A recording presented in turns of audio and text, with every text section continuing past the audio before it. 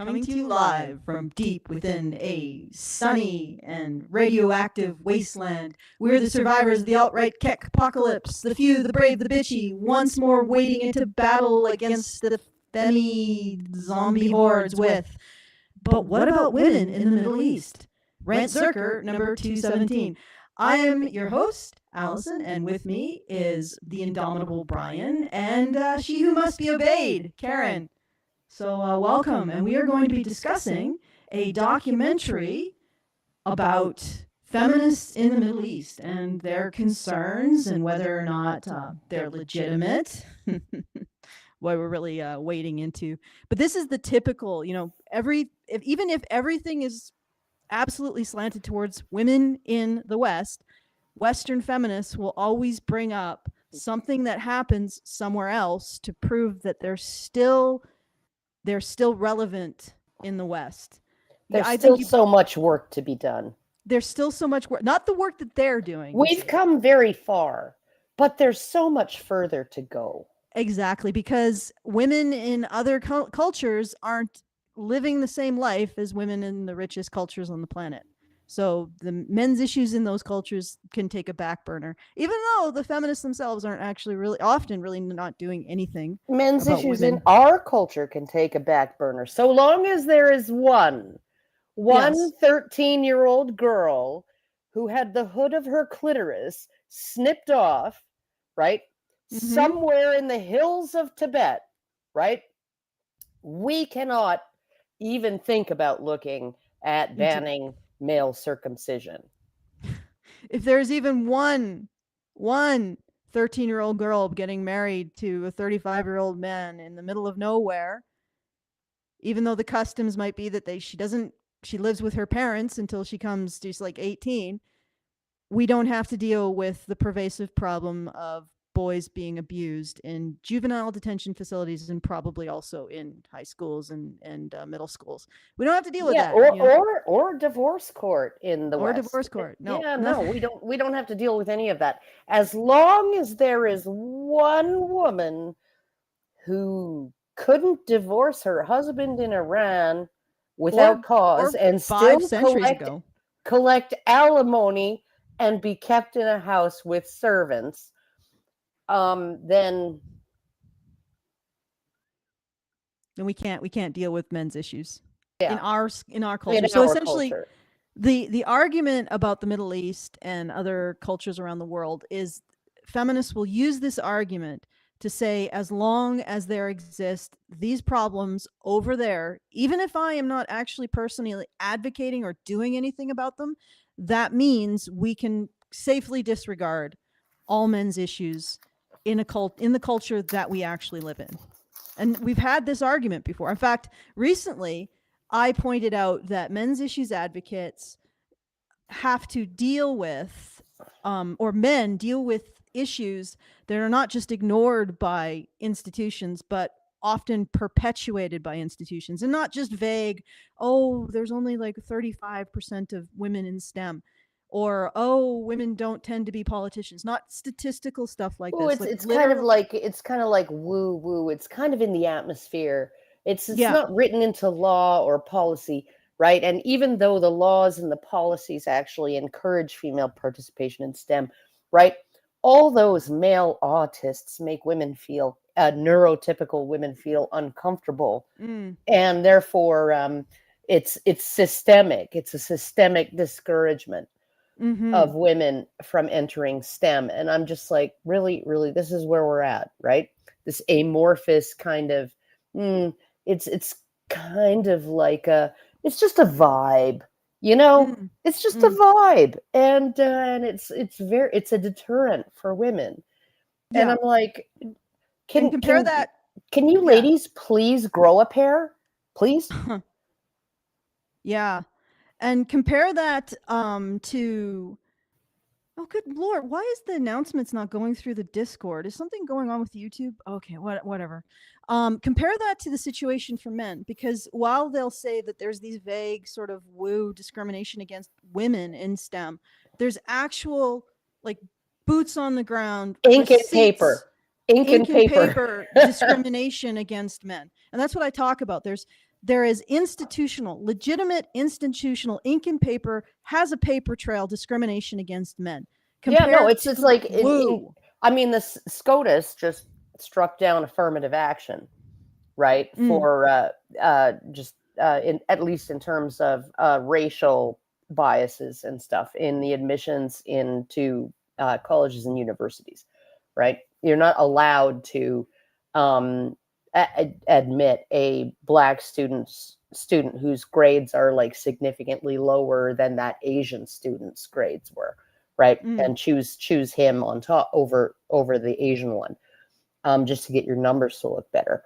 But in Canada, like, it's still perfectly legal for the government of Canada when they put up a job posting to say white males need not apply. Still perfectly legal. Right? Because our Constitution isn't worth shit, right? They're like, everybody has an equal right to protection and opportunity, blah, blah, blah. And then it's like subparagraph A, except men.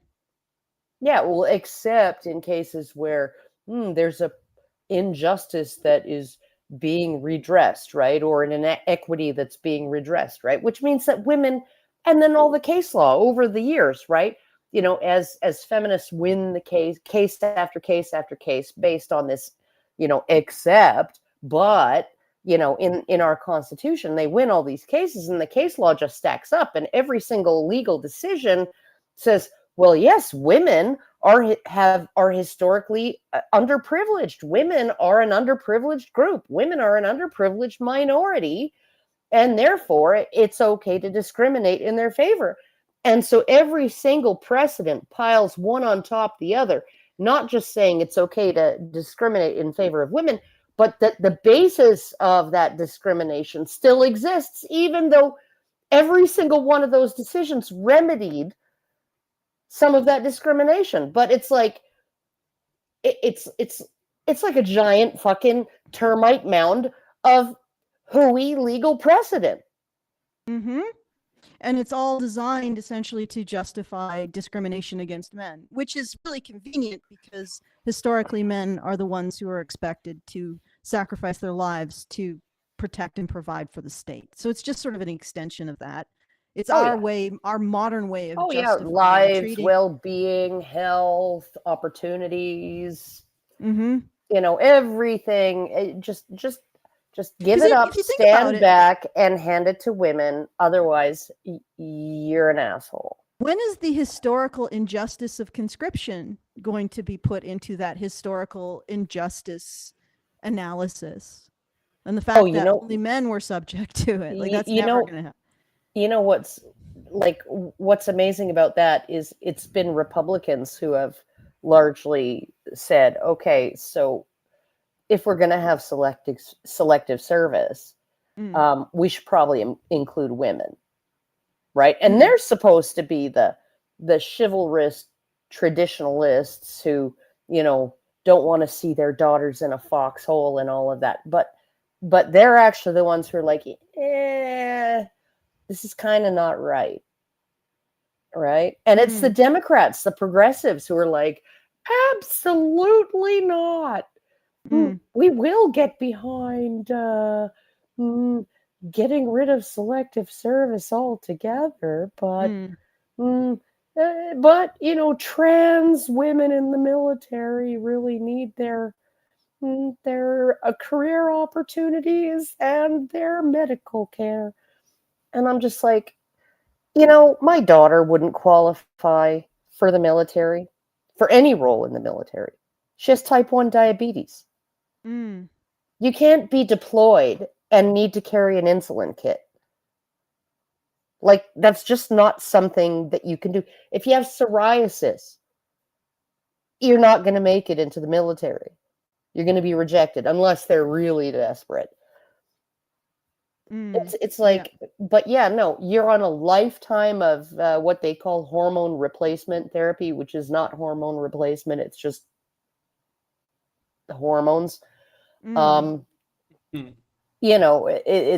just hormones, that cross-sex hormones is what it is. and you're on that every single day, and like I'm sorry if you need medicine all the time. My husband wouldn't qualify for the military. He needs to take at least 2 pills every day just to stay out of the hospital, and that's just how it is. I wouldn't qualify for the military. I take asthma meds. And So, well, we're also probably pretty old, so. well, even when I was young Yeah, I probably, well, and all of my fit illnesses are basically ish. could be considered malingering, so I might have qualified. Because I just have like anxiety, depression, IBS, Oh stuff yeah, like no, that. they'd want you. They'd Yeah, I stick don't know you what right in for. that foxhole, shell the Ugh. fuck out of you, and cure you of that anxiety. Social Um, anxiety. Fuck. You ain't seen nothing yet. I have actually gone through I know. being I know. it's social anxiety is different. Yeah. It is it is a different beast than that in my experience. Like maybe if I were directly shot at, it might cure my social anxiety. But apparently having If you gone took one in through the ear. if I took one in the ear, yeah, I would cease to have any kind of social anxiety at that point. But I don't know. It's not an experiment I want to try. No. Apparently, Che Guevara had asthma, and when he was in firefights, he would be able to breathe because of the adrenaline. So maybe, I don't know. But Oh yeah, no. Epinephrine has always been like a treatment for asthma and anaphylaxis and all of that yeah, stuff. yeah, Unfortunately, it's not that great for your heart, but yeah. But because social species are a little bit strange, we can become much more anxious about. social rejection is an existential threat for us. Yeah, and it's also actually a very real physical threat. Mm-hmm. So, all right. So, let's do the things. All right. So, we've gotten the first fundraiser goal. And so, thank you to everyone. Maybe I should do some thank yous if I can get everything working. I was working on. Sorry, guys. There we go. So, first of all, I'd like to thank Yulkley for $250. Thank you, Yulkley. Did you want to do a thing or just I go on just to the did. next one? Did you not hear it? No, we don't hear it. Really? Oh. Yeah, I didn't Oh, hear it. well, whatever. I did a thing. I Okay. don't know why it's not coming out on your end. All right. And also thank you to Admin3 for, oh, no, wait, that's somebody else. Thank you to Dark World Moon for $100. Thank you. Okay. Thank you to Math Freak for $75. Ooh, thank you for that as well. Yes. Yeah. And thank you to Telemnar for $100. Ooh. And thank you to Jamie V for $100. This is all since the last time we. And thank you to Anthony Durrell for $100 and guest the OG Meredith G for $100. So thank you all. We are at we have exceeded the goal, so I put on the next goal, which is just to help fund all of the projects here at Honey Badger Radio. So we have $330 left to that goal. So hopefully by the end of this, we'll have that completed. And if you want to help us out, that's at feedthebadger.com/support. I'm putting the extra on because getting the studio up and running to start making silkscreen prints has actually been quite an expensive endeavor. We had to get a new exposure unit because the exposure unit we have isn't quite up to the task of replicating really highly detailed work that'll end up on paper. So we had to do that, and then we had to get all kinds of other equipment and refurbish the stuff that, or replenish the stuff that sort of lost its efficacy during the long period of time of COOF where we weren't able to pursue this project. So anyway, it's very much appreciated. And if you want to help out, feedthebadger.com/support. And yeah, help us out. And if you want to send us a message at any point throughout the show, you can do so at feedthebadger.com/justthetip. we get the full benefit of whatever funds you send, and you get the full benefit of sending your comment not through YouTube's comment thresher system or comment booby trap system, comment minefield, as it were. So once again, that's feedthebadger.com/justthetip for those comments, feedthebadger.com/support to send us some dosh so we can continue to bring you this delectable content. All right, Brian, do you want to just get started? Sure. Let's go ahead and get started. So you haven't seen this, right? You don't know. This is 49 minutes long, and it's a documentary called Beyond Borders: Arab Feminists Talk About Their Lives, East and West. So I'll just play it from the beginning. I watched some of it. I didn't get through it all because I was doing too many things. But yeah, just letting you know what we're getting into. So here we go.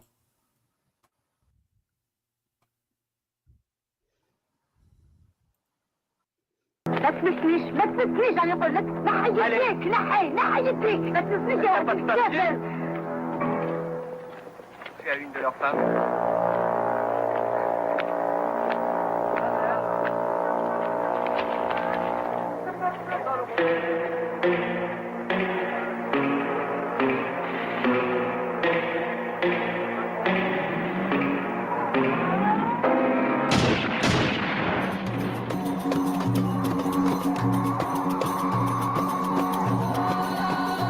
These are images from the film The Battle of Algiers, banned in France in the 1960s. Its power as a document of the flourishing liberation wars throughout the region. For women, those wars were not only a promise of freedom from colonial rule, but also from female subjugation. When was this documentary? Out of curiosity?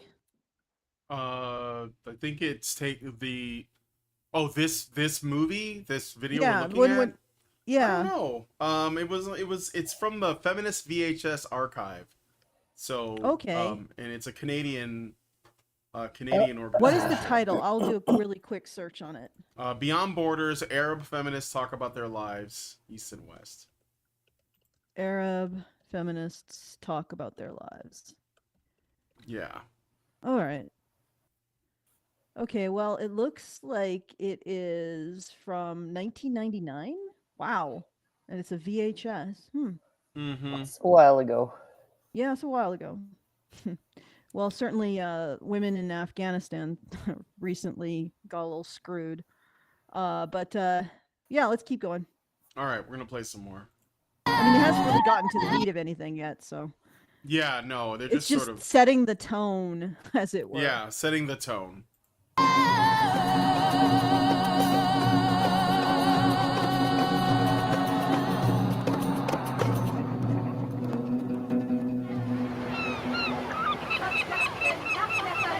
Today, for women living in more than 20 sovereign Arab states, the promise remains unfulfilled.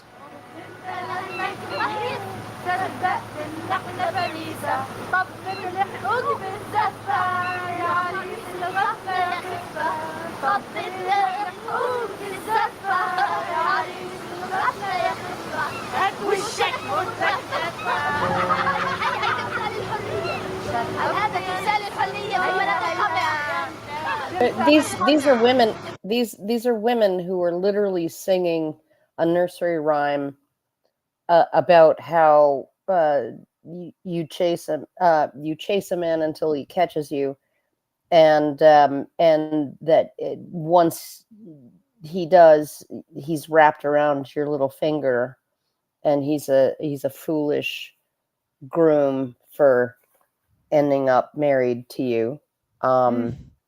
Like it's very weird to say that, you know, people who would sing a song like that about the other half of the population are the people under the boot heel of the other half of the population. A little strange. The other thing that occurs, like they're trapping, they're singing about trapping men into marriage, but then they're complaining that marriage is slavery for women. Well, here's the other thing. Like, from what I remember of Sharia law, isn't it much easier for women to get a divorce than, for example, the law in Victorian England? Oh yeah, no, anybody can get a divorce. Yeah, under Sharia, like as far as I was able to tell after looking into, the various laws, particularly the laws of Iran, because I was quite surprised when A Voice for Men published an article called "The Myth of Patriarchal Oppression in Iran" or something like that, right? So I looked into the articles of marital law in Iran, and yeah, no, a woman, any man can divorce his wife just by saying, "I divorce you" 3 times, right? And it's like saying it on the record 3 times, they're divorced, right? But if he doesn't have cause, like legal cause, justification, right? If he just does it on a whim, he has to support her for the rest of his life in the comfort to which she has become accustomed, which includes servants, if that's what she's accustomed to, right? And he has to pay for her for the either for the rest of her life or until she remarries. And often these women do not get remarried, and so they just live off of the alimony because the alimony is extremely generous, right? A woman she can't divorce just by decree, just by declaring that she wants a divorce. She can't divorce without cause. But if she has cause, and there's a wide variety of things that are just cause for divorce in Iran, including if he doesn't give her enough sex, if he doesn't get her pregnant or give her a child within the first 5 years of the marriage, right? If he's impotent, if he has a job that embarrasses her, that she finds humiliating, right? These are all just causes for divorce, in which case she gets her bride gift and a lifetime of alimony, right? And the bride gift is a paper debt for the most part. So, I mean, like the guys from Lebanon that I knew back when I was working at the local rib place, one of them, Alex, he had just signed the marriage contract, right? So the betrothal agreement, right, which is where the bride gift is decided, and it's a signed contract, and therefore it's not exactly a sin. They're not married. They weren't married yet, but you could tell he got his dick tugged while he was in Lebanon courting his wife, right? And signing after he signed that contract, because it's basically a done deal, right? And he said he agreed to $35,000, which is more than a full year of his pay at the time, and 4,000 of it would be in gold coins paid up front, and on the wedding day, and then the rest would be a paper debt that if he divorced her without cause or she divorced him with cause, he would have to pay within 2 months, or he'd be in some serious trouble, like legal trouble. And so it's basically like you are signing up for this for good. It's like it's the ultimate prenup, for like that locks men into marriage, makes it so that they number one, they can't divorce you frivolously unless they're super wealthy, and number two, they can't treat you so poorly that you have cause to divorce them, because if he divorces you without cause, or you divorce him with cause, you're getting that bride gift, right? Whatever's left of it after the upfront payment, and then you're getting a lifetime of alimony, and that's just how that works. Oh yeah, I mean that's one of the things that I think women. Oh, and you get custody of the kids until they're age 13. Oh, that's one of the things that I think, and this is all automatic. It's one of the things I think that women in our culture don't realize, is that all of this stuff takes place in a social atmosphere where men are 100% expected to provide for women, and not just their husbands. Father is expected to provide for his daughter. Brothers are expected to provide for their sisters. You know, sons are expected to provide for their mothers. And on top of that, what Alex told me was, oh yeah, no, the laws under Sharia are so strict as to my obligation to provide. Right? He said like he has total say over whether his wife has a job and what job she has if he agrees to let her have one, because he bears the entire obligation financially for the household. So if she needs a wardrobe and transportation and daycare and all of those things so that she can go work some vanity job at a, as a bank teller or something like that and pretend that she's independent, he has to pay for her clothes and her transportation and, all of the daycare, costs. Any additional costs that entails. Right out of his salary, she gets to keep all of her money, and to herself, she doesn't have to. I mean, and I'm not saying that women do this. I'm sure that women often, they would spend their money on their family, but legally they don't have to, right? Legally they don't have to provide, and then you look at, the issue with he told me, if she breastfeeds our children, she can demand a wage from me for that. That's how strict that edict is, that I provide all the material needs for the family.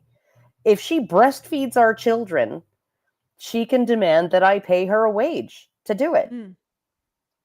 Huh. Wow. Well, and but this is like what I wanted to clarify. Like, we see a lot of women in the West who are now very much complaining about having to work 40-hour weeks to maintain themselves, and they call it wage slavery. Well, oh really? Yes. Yeah, who'd have thought?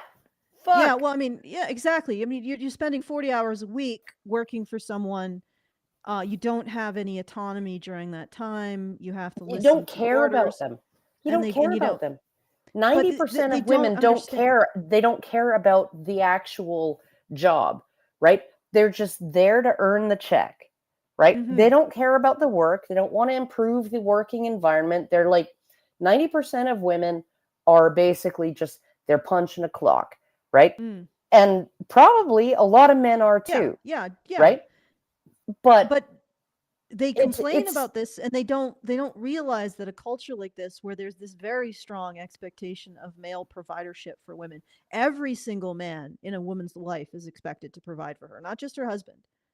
So if you can't get a job with your husband, you go and you get a job with your father, and it's not like you have to work for him. It's that you go and you live with him. He has to provide for you, or you go get a job with your and you brother, have to be useful in the household, right? Well, yeah. Oh my God, you have to be useful in the household. Depending on how much money they make, because if they're extremely wealthy, then you'll have servants, right? So it's like the thing is, what I'm trying to get at is, you look at this situation, and what you are liberating these women into is the expectation that they provide for themselves. So a 40-hour-a-week job, which women in the West are already complaining about, that they have to do it. Well, that is the cost.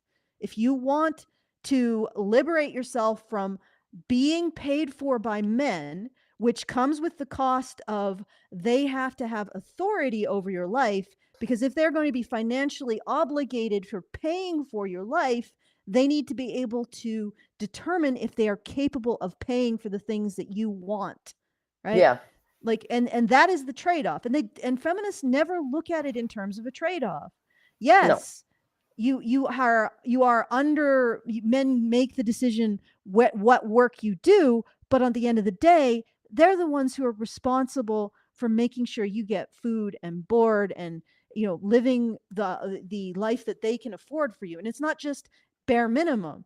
It is an expected to be commiserate to whatever life they live. So if you're not allowed to dress yourself in silk and your wife in sackcloth. Yeah. So it's like, this is the trade-off. And the trade-off is perfectly logical and reasonable. If you want to be a woman who lives in this circumstance, you have to give your husband the ability to maintain you, and that's it. So if you want to be maintained by a man, you have to give your husband the commiserate authority that allows him to do so. That is not oppression. That is a trade-off. Oh man, I was, like I watched this, I think it was a Vice documentary of all places, but back when Vice was still good. But it was about the shipbreaking yards of Bangladesh, right? And Bangladesh is largely Muslim. And this and any kind of South Asian culture is going to be fairly patriarchal and have similar kinds of rules and customs between men and women, and for marriage and things like that. And but it was they were looking at this family, and the family was a 15-year-old boy, two sisters. I think one was older, one was younger, and the father had just died after a beam fell on him, a steel beam fell on him in the shipbreaking yard. And so the son had to go work in this shipbreaking yard. And this is where they take all these derelict ocean, like cargo ships and stuff, right? They're like completely wrecked, and they just break them down for scrap, right? It's extremely dangerous work. And these people in these yards are working without hard hats. They're working in flip-flops often, right? And tank tops and shorts. They have no protective equipment. There's no safety standards, nothing. There is a law saying that children, minors under the age of 18, are not allowed to work in these yards. But this 15-year-old, he was like, well, I have to support my mom and my sisters.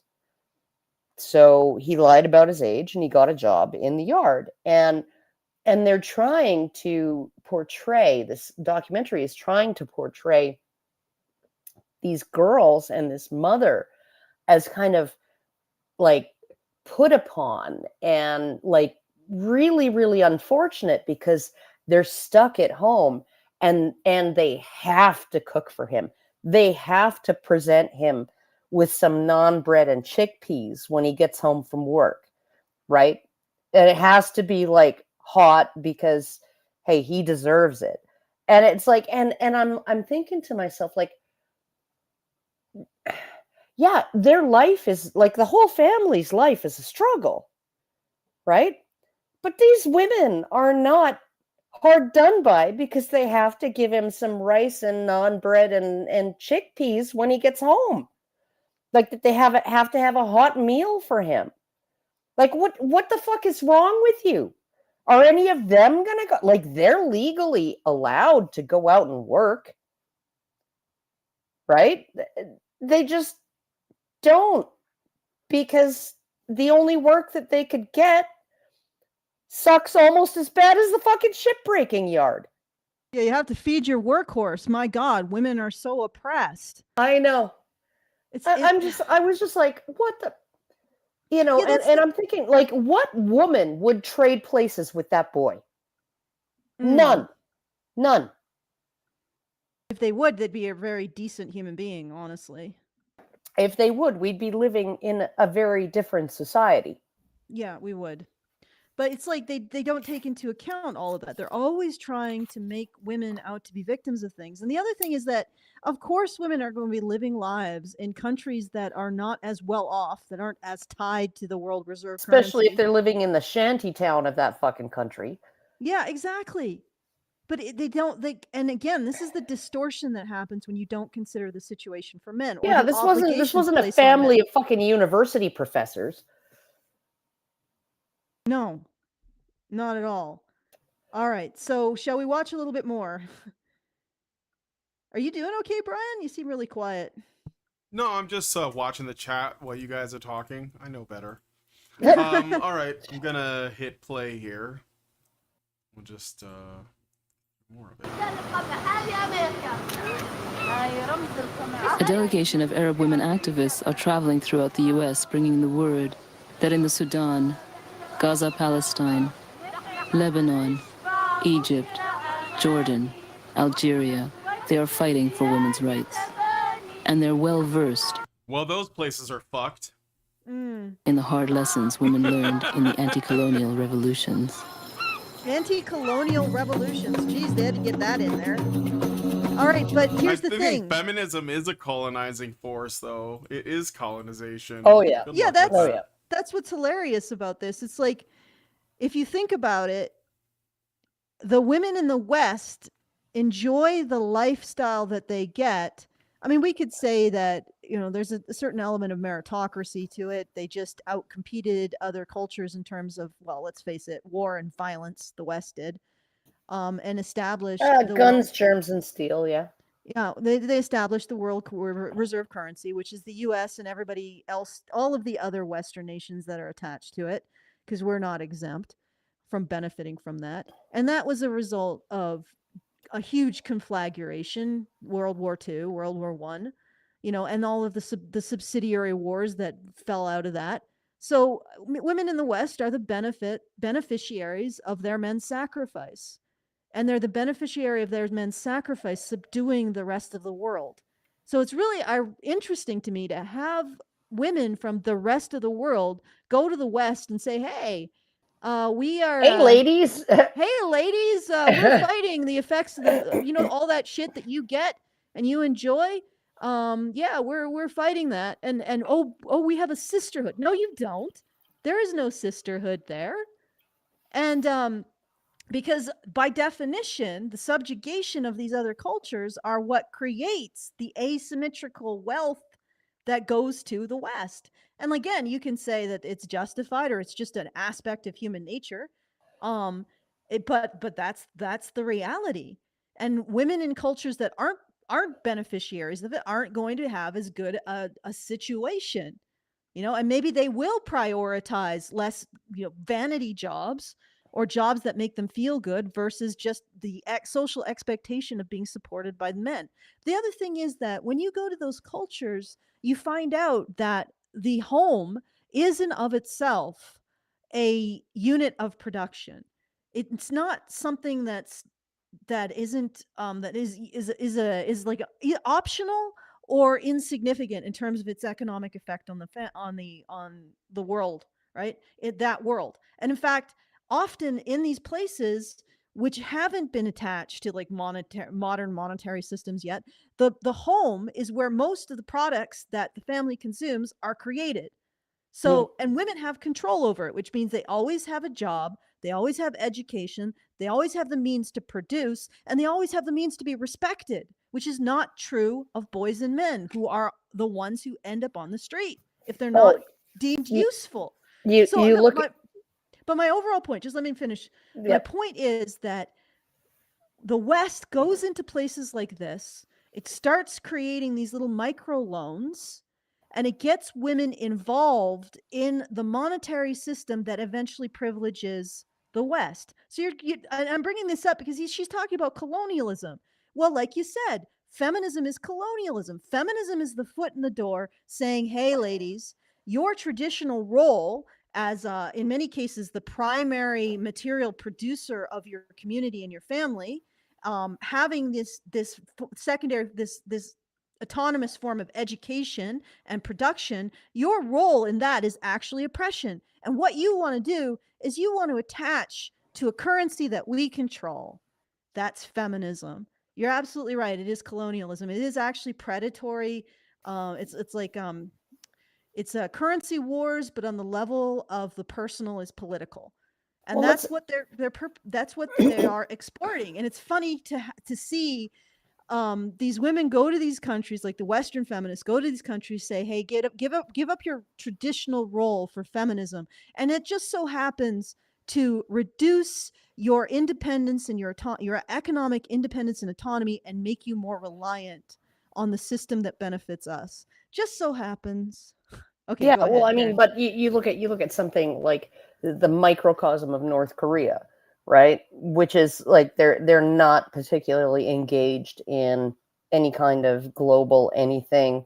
like nobody's making money off of what's going on in North Korea. No Western women are profiting from that.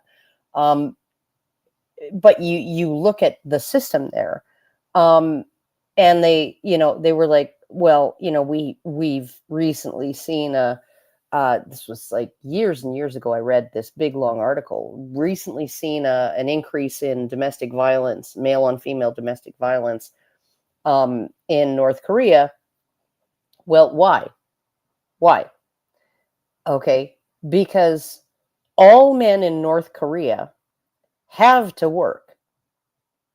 Like they're forced to. They are assigned jobs. Their employer is the government. Their government decides where they work, when they show up, and their government pays them, right? The women operate a black market. They operate an underground economy, right? Where they're making 10, 20, sometimes 100 times more than their husbands are because, hey, the government is so broke that half the time, half the months of the year, these men who have to show up to work every day or go to prison aren't even getting a cut of paycheck, right? They're not even getting a paycheck, right? They're not bringing any money home. They can't be useful at home. They can't be useful anywhere else. They have to do what the government tells them to do. And then they got these wives saying, you're useless. You're just dead weight on the family. You're like a pet. Yeah. No, all you do is eat and take up space. Yeah.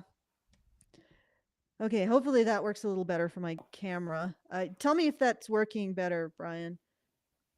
Seems fine. Okay, good. Okay, so we play more of the video? Yeah, sure. All right, let's do it.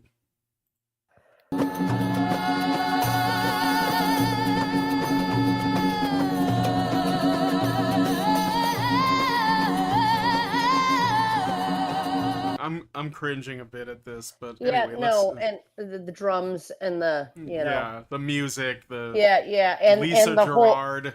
And the whole theme of like, no matter what happens, we're always a victim. Yeah. Like East or West, we're oppressed. That's right. You can copyright that. All right, I'll play East or West, the women are oppressed.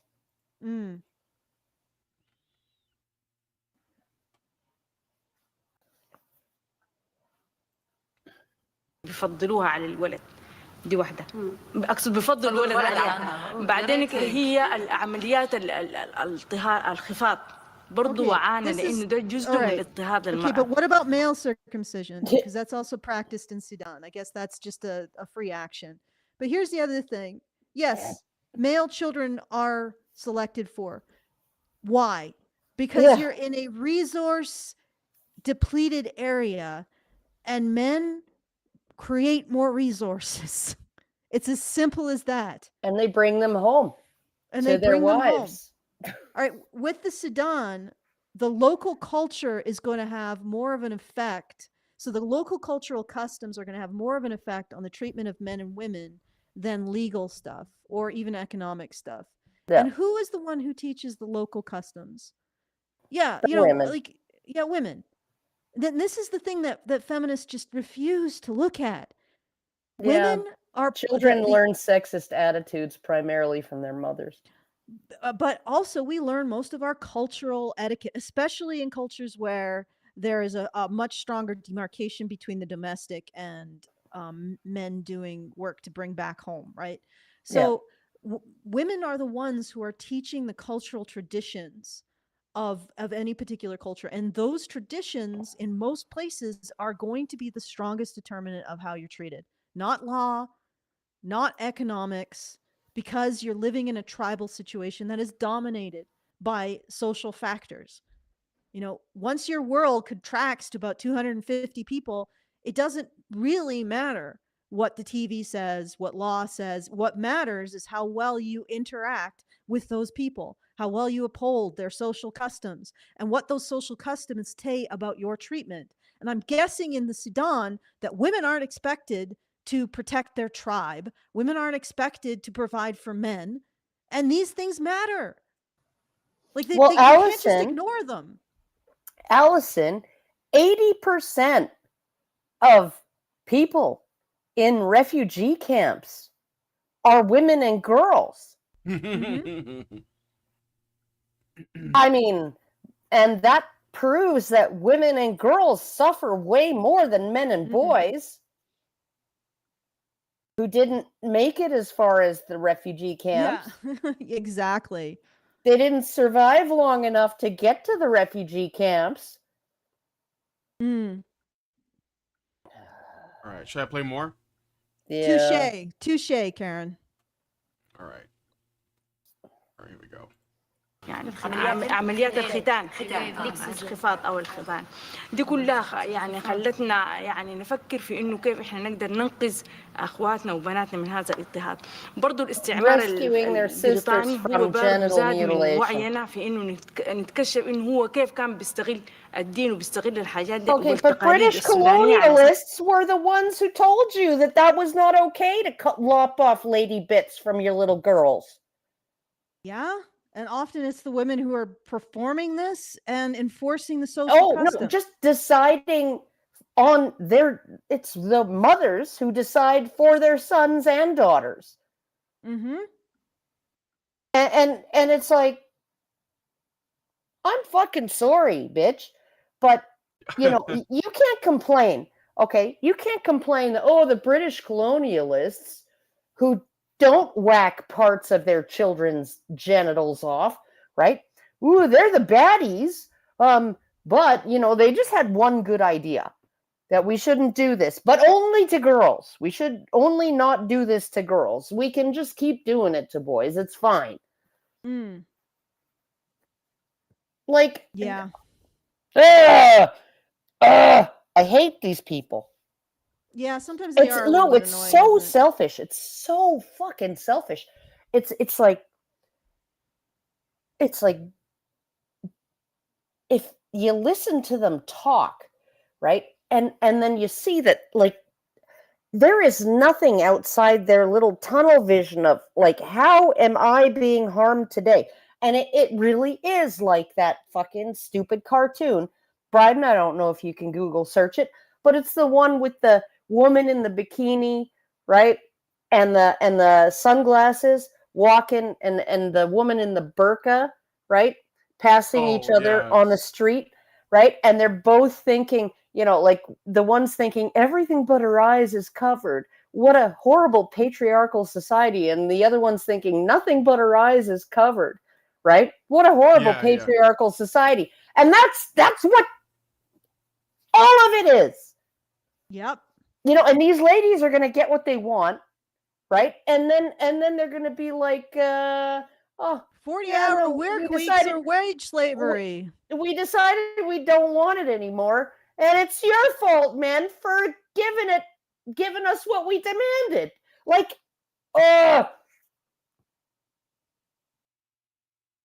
Yep. Should I play more? Sure. Let's play more. I'm going to have a heart attack, I think. Yeah. All right. Let's try not to. Okay. ولذلك ده كلها خلتنا يعني نوعى لانه حقه نتخذ من قضايا المرأة، اقصد يعني نوعى لانه احنا نكون اكثر وعيا بالقضايا دي.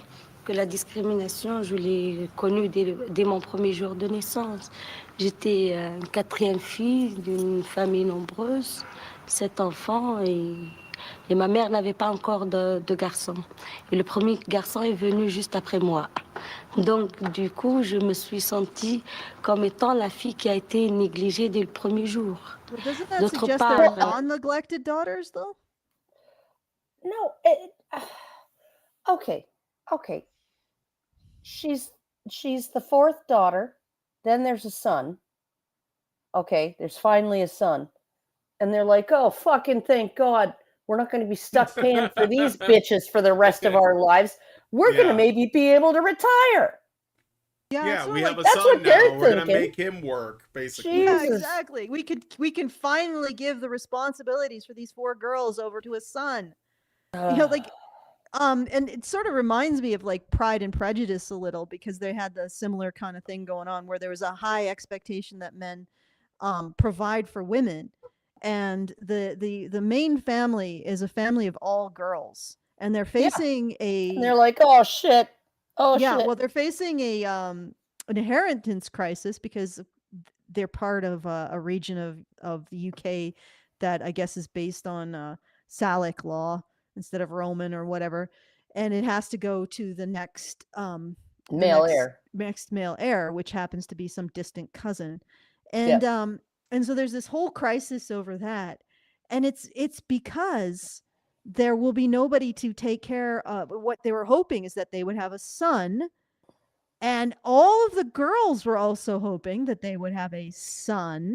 And why were they hoping? Why was the whole family hoping that they would have a son? Some boys. So the son would inherit the estate and the daughters could continue to live off of him. Yeah.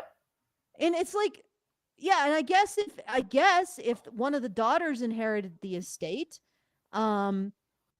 she doesn't have a social and legal obligation to take care of her sisters. Yep.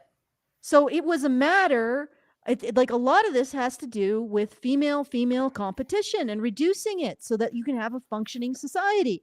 Because if a woman doesn't have responsibility to take care of her sisters, they're out on their ear. Yeah. They're gone. Yep. She has no obligation to take care of them, but a boy does. So why was everybody waiting for a boy?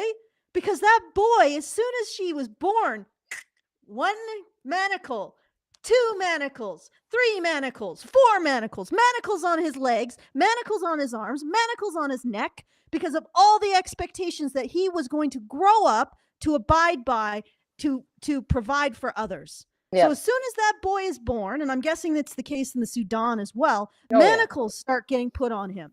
Oh, you're expected to take care of your elder sister's got a little bit of a lazy eye, not very good looking. She's probably going to end up being single for the rest of her life. Your obligation to take care of her. Oh, your younger daughter's or your younger sister's a bit of a skank, so no guy's going to marry her. Your obligation to take care of us. Oh, and we expect to be able to retire at some point. So little Timmy, your obligation to pay for that.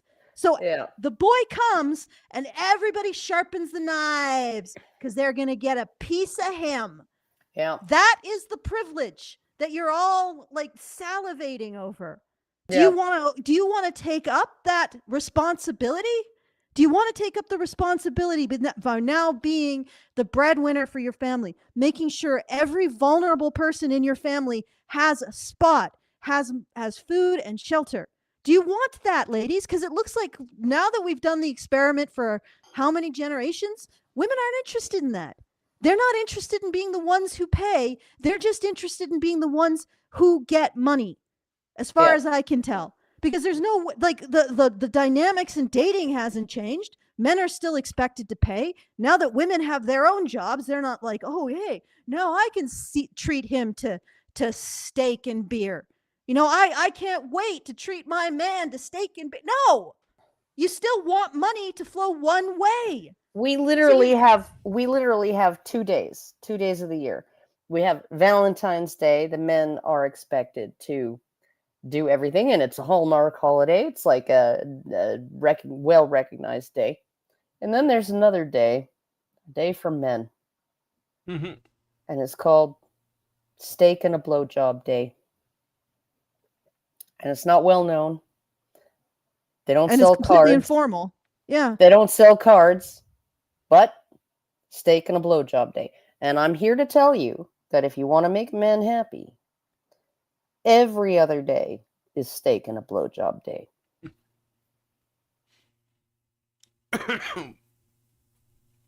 All right. Let's play some more on that note. So, here we go. Je suis d'un milieu ouvrier, mon père était cheminot et donc il vivait dans une classe très opprimée, mais ça ne l'a pas empêché de battre ma mère tous les jours. Ma mère était toujours une femme battue, mère de 7 enfants, elle-même aussi refoulée son oppression pour faire la discrimination entre les filles et les garçons. Sorry, ladies, stop. What about the battered men? Well, what recourse did they have? Well, and also, they don't even get to talk. They're not even here being heard. Having a documentary where they are described, and believe me, like if everybody's probably shaking their head, but it's the Middle East. The Middle East has a higher level of domestic violence against men than the West. Yeah. And you look at her, she's just like, she's only looking at the fact that her dad beat her mom. She doesn't ever say, you know, and okay, I'm going to sound pretty ignorant here, in the words of Bill Burr.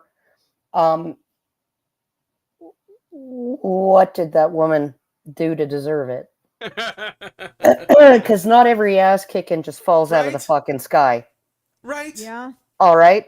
So there was obviously some conflict going on in that family between those two people, right? It's almost, we all know from the statistics that more than 50% of domestic violence is reciprocal, with women initiating the violence more than half the time, right? That 70% of domestic violence, pretty much across cultures, 70% involves the woman hitting first. So, and sometimes that's the woman being the only person who hits, and sometimes she gets hit back. So, I'm just saying. All right. I'm just saying, she wasn't just asking for a box of tissues or pointing out a Baskin Robbins. Okay, Karen, can you move a little bit towards the hallway that has that opening there? Towards her right. Okay. A little bit more towards your right. A little right. bit more. Towards your right. Or just, yeah. No, not your camera. You. Or no, maybe... I can't. Oh, I can't. You can't. You can't squirm over a little on the couch? No. I've got the Borat bed right here. And C'était le cercle vicieux. لكن اللي دفعني اني نخرج من الحزب السياسي هذا واللي خلاني نرجع فيمينيست هو لما عملوا قانون الأسرة سنة 1984 84. لما عملوه هذاك القانون كان يسمح بتطليق المرأة، كان يسمح بتعدد الزوجات، كان يقول ان المرأة هي يعني قاصرة حياتها، يلزم لها واحد يشرف عليها. That's the cost of being supported. Like if you want to be supported, the person who's supporting you has to be able to have the means to do so, which means you can't have as much control over your life. You know, and that's, again, we did that in the West, and now women are complaining and actually voting to get rid of work. Yeah, right. They don't want work. Oh, what a surprise. You basically get rid of men's social and legal obligations to support you, and not just your husband. Your brother would have had that obligation, your father, your nephews, your sons. All your cousins, your male cousins. You could just hit up, be like, walk over to a man who's just your cousin. Hey, cuz, looks like I'm on the Skid Row. Looks like you're gonna have to keep me up. Yeah, and what You got a guest room, don't you? Yeah, you got a guest room, and he's pretty much socially or legally obligated. If he doesn't take you in, his social credit's gone. If he's not legally obligated. So that was the situation that women lived in. They were guaranteed a living. Guaranteed. And now we changed that. We got rid of all the social expectations and the legal expectations, except for husbands. And now women have to work on their own. And suddenly they're starting to say, hey, but I don't like doing that. Let's get rid of work. Somehow the government can just manufacture goods and give it to us because the government is magical. Guaranteed basic income, yeah. Yeah, guaranteed basic income. But nothing to buy with it. Well, because nobody's doing any work. Making anything. Nobody's doing any work. No services to buy. No goods to buy. Yeah. Nothing to buy with it. Just print more money. Printer goes burr. You know what? We already got basic income. You could just go get some Monopoly money. There you go, ladies. There's your basic income. You can't buy anything with it, but There you go. You got it.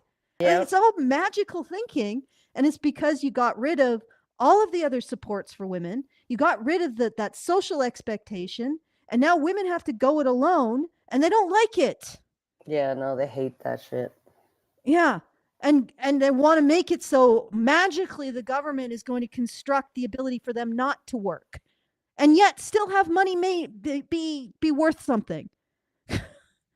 Yeah, nobody can do that. Nobody can do that. Well, in Venezuela, it only costs $275 a month to feed an adult person. It's just a real shame that the average salary is $145 a month. Because nobody's making anything there. Yeah. All right, let's watch some more.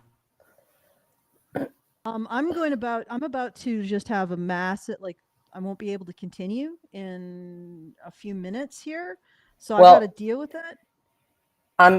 What's okay. going on? For some reason my computer is using power faster than I thought it would, so I have to deal with that. Yeah, like I didn't usually my computer manages to work through the entire show, but now it's only at 6%, so I got to deal with that. I'm sorry. You gonna plug it in, or I can try, but I don't really have a plug in here. So I would suggest just continue on with Karen, because she's got more insight into the Middle East than I do, and I will fix this. All right. All right. Okay. Well, I'll play some more. هذاك الوقت احنا رحنا الحزب نتاعنا قلنا له لازم نعمل حاجه يعني هذا مش ممكن قلنا لا المهم مش هذا مش مهم اليوم بعد من Wait, what's the Algerian utopia look like? This is a new thing I never heard of. It sounds commie.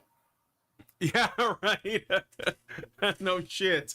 Well, oh boy. But you know what? This told me, I haven't finished it, but all it really told me is that women are the same everywhere. That's what it is. I mean, ultimately, you can fly them in from whatever country, whatever corner of the world, doesn't matter. Yeah, no, they'll be like, okay, what are you going to give me? And then you give them everything they want, and then they come back and say, well, what have you done for me lately? Yeah, exactly. They just turn into umfufu from my God. It's from the Eddie Murphy bit, no matter what. Oh, right? Yeah. Eddie! Half! I want half! I want half, Eddie. What have you done for me lately? No matter what. It's like we're just going to create our utopia. Ladies. Yeah, what does daddy Stop get? It. What does daddy get? You sure knocked out that rent. All right. No, daddy gets the big piece of chicken. Let's play the rest or more of this. All right. نبني الجزائر ويعني ونخلق الجزائر الخياليه في ذاك الوقت نعطي الحب احنا خفنا احنا قلنا لما كانوا المجاهدات في وقت الثوره عملوا الثوره خرجوا الاستعمار وما عطوا لهمش حقوقهم قال لهم روحوا اعملوا يعني دروا لنا الدراري واستكفوا بالمطبخ فقلنا لا لعبوها لامهاتنا مره احنا ما يلعبوهالناش وخرجنا من الاحزاب السياسيه ما خرجناش على طول. Okay, but how did the women fight for the liberation of Algeria? Like, did they pick up machine guns? No, I think they complained. Yeah, like I'm pretty sure that's what it was. You remember the woman in the blue bra in Egypt? I do, vaguely. The Egyptian woman in the blue bra, right? And it was like this big freaking protest in Egypt. And there were all these male protesters just getting freaking stomped by the police. And then the police knocked down this woman in a burqa, and one of the cops was just getting ready to stomp on her. But her burqa fell open and there was this blue bra. And so everybody realized that it was a woman under there. Like, I think that they figured that it was like a man in a burqa. And because like that's been known to happen. And so the one cop pushes the other cop who's just about to stomp her away, and then they drag her away because they're like, oh, she's injured, right? And meanwhile, like 10 feet away, there's like this cop just stomping on a man's head, right? And there's all these other men being beaten, but everybody was like just transfixed by the woman in the blue bra. And then like a couple days later, the women of Egypt finally rose up in defiance because, yeah, and they marched, and the cops just let them. Yeah. The cops just not only did the cops let them, the cops protected them and their march while they marched to show that the women mean business, right? And I'm like, that's embarrassing. That's really fucking embarrassing, because it's like everybody, and like I literally, like, I had to go back and watch the video several more times because I was horrified by this, right? Like this woman, right? And her burqa falls open, and, you know, and it's a woman and she's being brutalized and all of this, right? And I went back and I watched it 3 or 4 times, and not looking at that, right? But looking at everything else that was going on in, you know, around in the immediate vicinity. And I was like, Jesus Christ. And everybody's freaking out over this because it's a woman.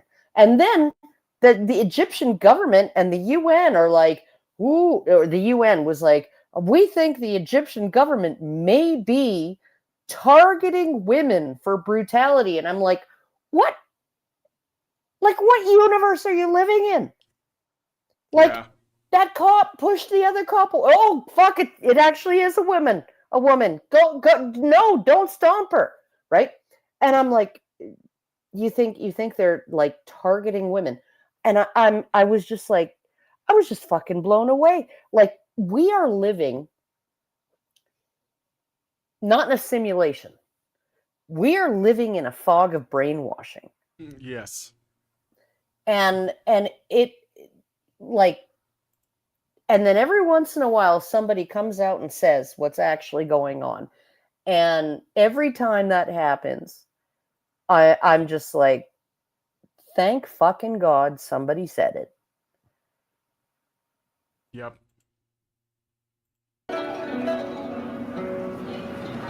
This tour takes place 4 years after the Gulf War. Though forgotten amid the violence and international posturing, Arab women's lives were deeply and adversely affected. Oh, they were forgotten. These women women and are still on children, the women front and lines children, women and and have come to children, talk women to and American children. feminists about U.S. foreign policy. They come from countries racked by war, famine, and oppressive state regimes. But oil and strategic advantage tie these internal questions to the larger geopolitics. American interests and local elites find common cause in internal repression. From Algeria, Falcon Jahid.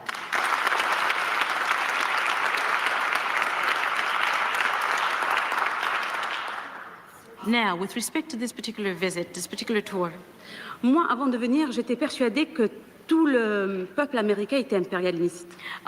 Before coming here, I was completely persuaded that the entire American community were imperialists. Comme les Américains pensaient que nous, on était tous des terroristes. Just like all the Americans always thought that all of us, we were terrorists. Ce qui est complètement faux. Which is completely false. Ce qui m'a permis ce tour. حسب درجة قوة الاتجاهات المحافظة الذكورية في دولة عربية أو أخرى بيكون حتى هذا القانون الأحوال الشخصية No subtitles? Can I just jump to something else? الحقيقة بس عايزة أكد حاجة إنه النهاردة الجرائم اللي بترتكب. Prayer is not accepted. The Quran speaks of the veil. The Quran speaks of the veil. No. But the Quran I read speaks of the veil. I know. Maybe. Okay. So I'm saying, if it is your free choice, so in America, but I just wanted to say, in America, alhamdulillah. So, okay, so women arguing with women about the veil. I mean, like, I don't care. Seems kind of low on my list of things to worry about. I don't want to wear a headscarf. I don't want to cover my arms. I do it in certain company, Orthodox Jews in particular, cover my elbows. But yeah, no, it's like, yeah, no, I want to be able to do what I do and like dress the way I want and all that. But I mean, this is just like, even the women, even the freaking women who are fighting, supposedly fighting for their rights, can't agree on what those rights are. Yeah. The right to wear a headscarf or the right to not wear one. The right to wear one and not be stared at, or the right to not wear one and not be stared at. And it's just like, or judged. And I'm just like, oh my fucking God. Like, fashion is not a human right. Okay, it's just not. So yeah. And you have a lot of people, women and men and children, that needs this money.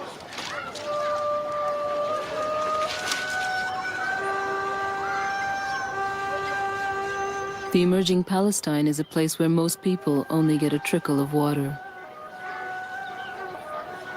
How do women like Maha Abdu Savag run a rape crisis center in the middle of occupation, political upheaval, and transition? What are the problems in Gaza are not uniquely female problems, right? I mean, not, like, without getting too involved with the whole Israel-Palestine thing. I don't even want to touch the Israel-Palestine thing. Yeah. But I'm just gonna say, pretty sure life is shitty in Gaza for everybody. Exactly. Yes.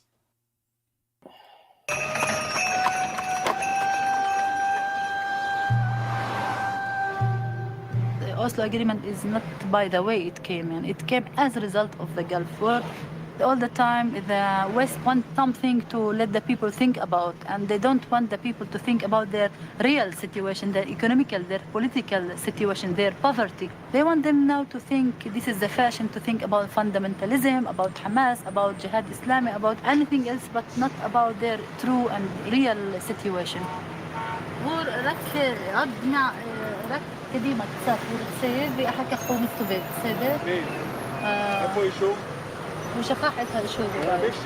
It is a daily and constant struggle to keep focus, to handle Israeli checkpoints, Palestinian national aspirations, and work to ensure that equality for women is written into the new constitution.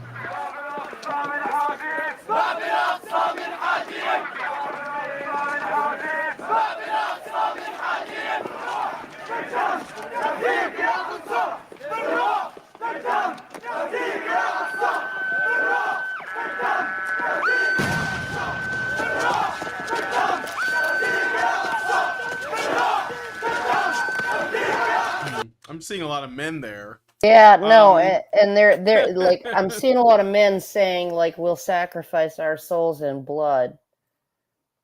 Yeah. Okay.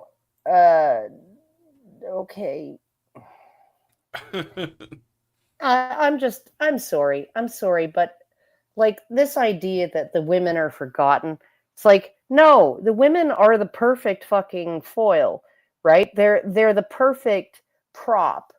Okay. It is like Alison said in that Son of Threat narrative, the Ugly Tropes video, right? That, the only messaging that gets you to hate the men of another culture more than they're coming to rape our women is they hurt their own women.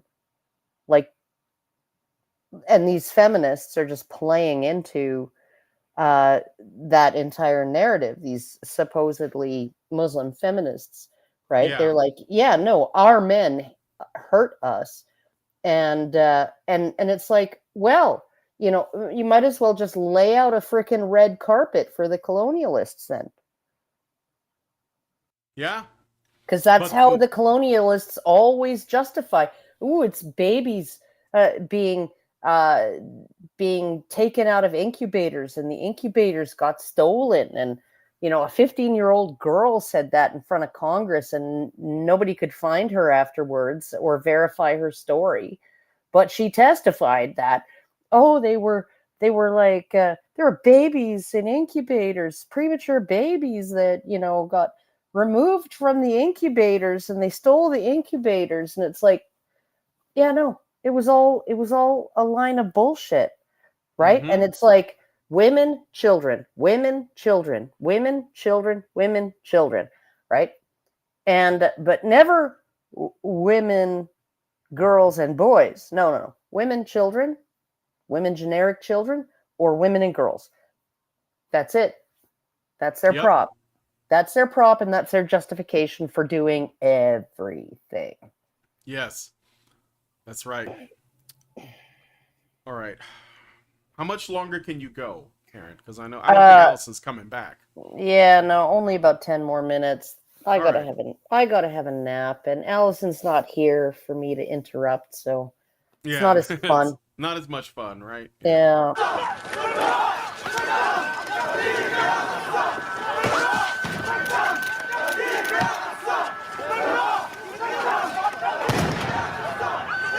Like male soldiers getting beat up while women look from like relative safety. Yeah, there's boys there, but like the one boy there is like maybe 15 or 16, something like that. Yeah. That's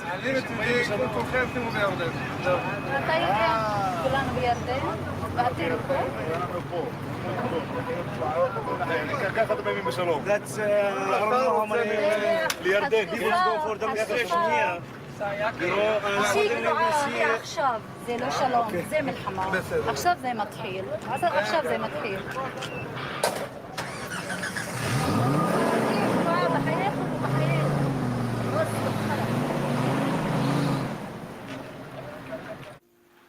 She seems to be fearlessly sassing at that guy.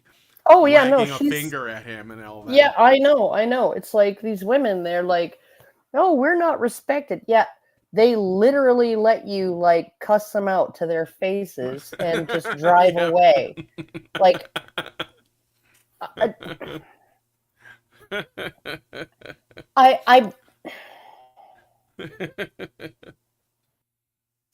see this is why I got burnt out, right?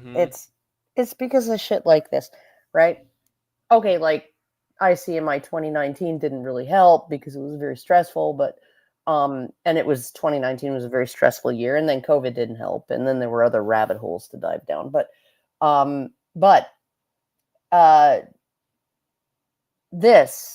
this whole idea that like woman is the ultimate victim of everything, right? Including what she demanded, right? She demanded it and it happened just the way she wanted, and she's the ultimate victim. Oh, there's Alison. She's coming back, yeah. Okay, so I guess I'll just use this camera. Is this better?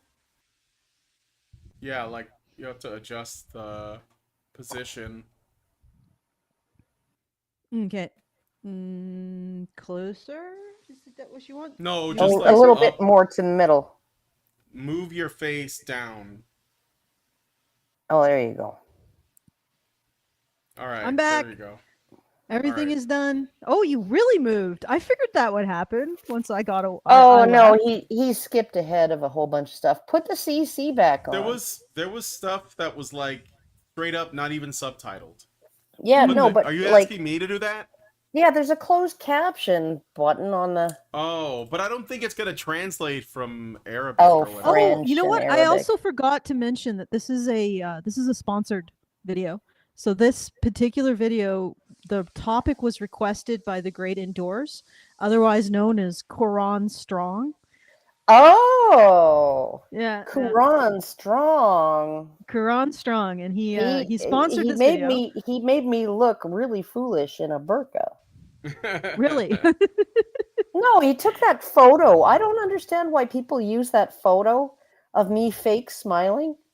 Right? Yeah. I was just absolutely miserable, and I fake smiled for the camera, and then Like Sargon used it, Quran Strong used it, like lots of people have used it. I'm like, they're like, but it looks nice. And I'm like, I'm super fake smiling. Maybe that fits because of the a burqa or hijab God. or whatever Yeah, the who hell it's knows? called. Okay, well. Okay. I turned on the Thank closed you to caption. I don't suspect it's gonna work, but go ahead. All right. So thank you to Quran Strong for supporting this show and this topic. And yeah, let's continue. All right. Let's continue. I'm just going to set this up again. This landmark gathering was held in Egypt in 1961. For many Middle Eastern and North African Arab women in the nationalist movements, it was a time of optimism. Today, in Algeria, in a brutal war between the government and Muslim fundamentalists, women are being killed for not wearing the veil and for taking part in public life. In Tunisia, basic protections in the law for women are eroding. In Lebanon, emerging from fractious civil war, life in southern villages is precarious. Like in a lot of these places, I don't think the a lot war of these is over places men women can wearing get the killed veil. for having an emo haircut. Yeah. I don't think the war is over women not wearing There is the veil. also really strict. Yeah, no, there are really strict expectations on what men wear. Yeah, no, and you know, like there was this one feminist who, you know, got after me because, oh well, women have to wear these big drapey garments and men can be naked from the waist up in public. And it's like, yeah, because men are expected to do like hard physical labor outdoors. And so in the desert? Yeah, in the freaking desert. So they're allowed to wear that kind of shit. But generally, any man who with any kind of status is wearing what the Saudi princes wear, which is the big long draping white robes and the whatever it is, burnous or whatever the fuck it is, right? That's what they wear, right? Or they wear, you know, like very plain clothes. They're not supposed to dress ostentatiously.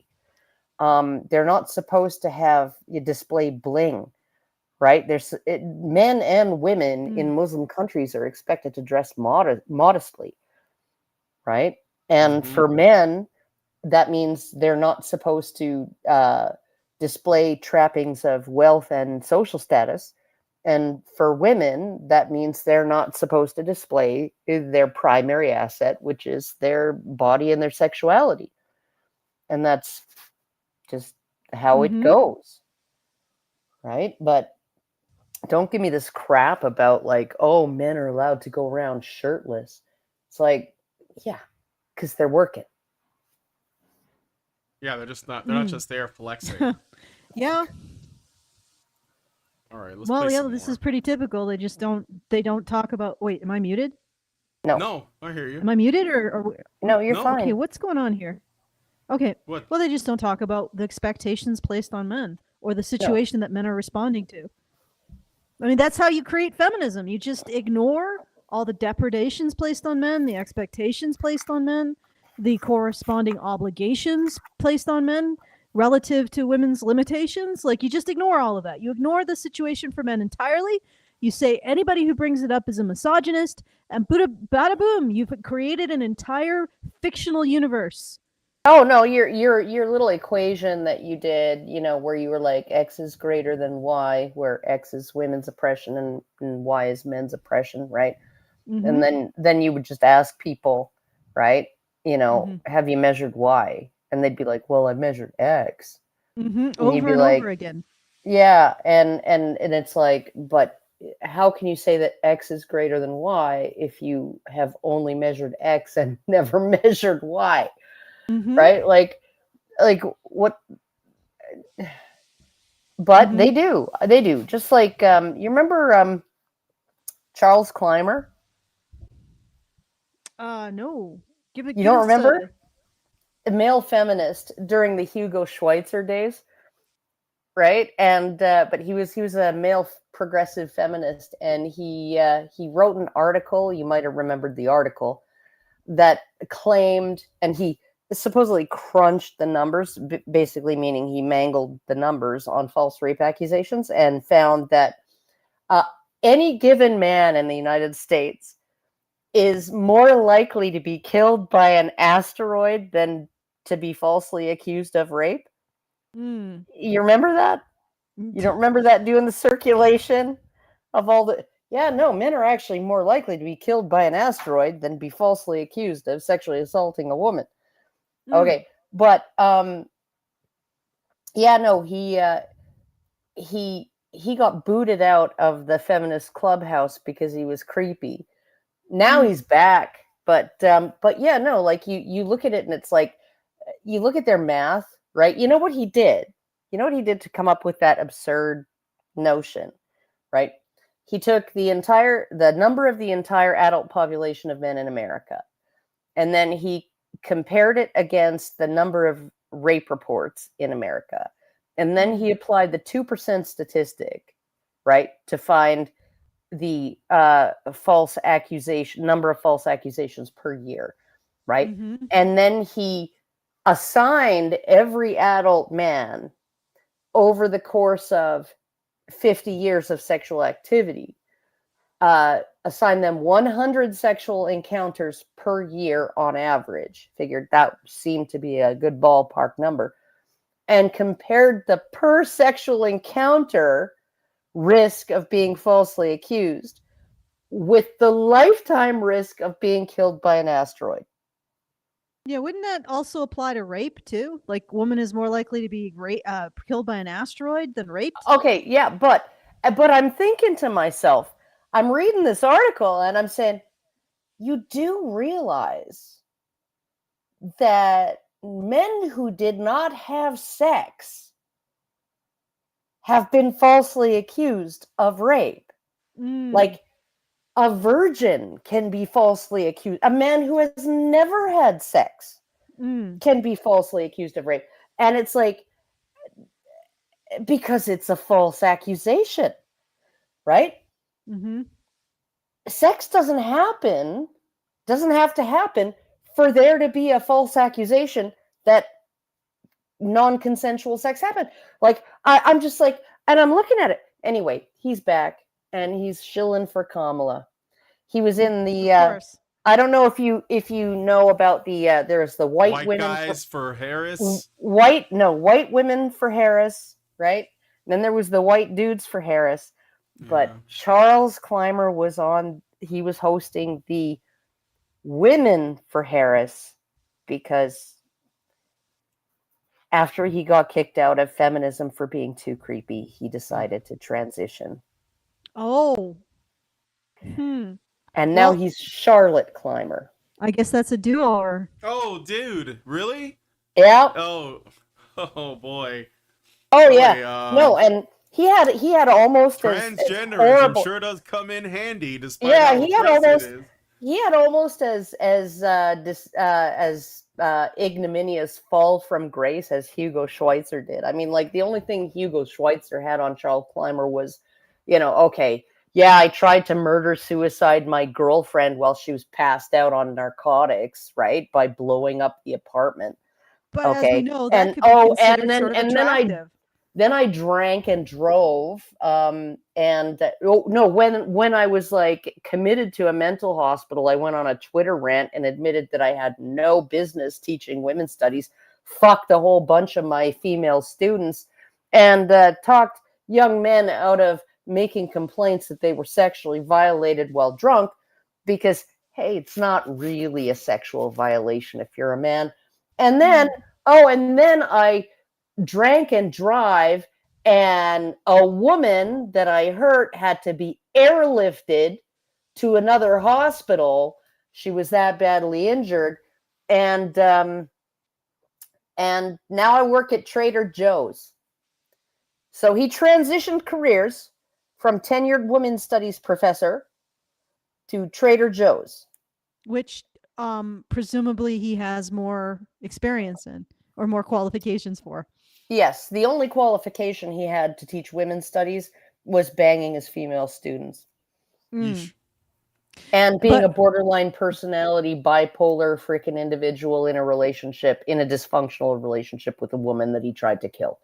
Okay, and that wasn't as bad as the guy who transitioned to a woman, right? Well, no, that was probably worse. Okay. But this guy, like, there's no resurrecting, there's no redeeming of Hugo Schweitzer, right? Like, there's no bringing him back from that catastrophic series of events, right? That he brought on himself, right? Charlotte Clymer, the world needs to know that I don't know whether it's a man thing or a woman thing or whether it's just a feminist thing.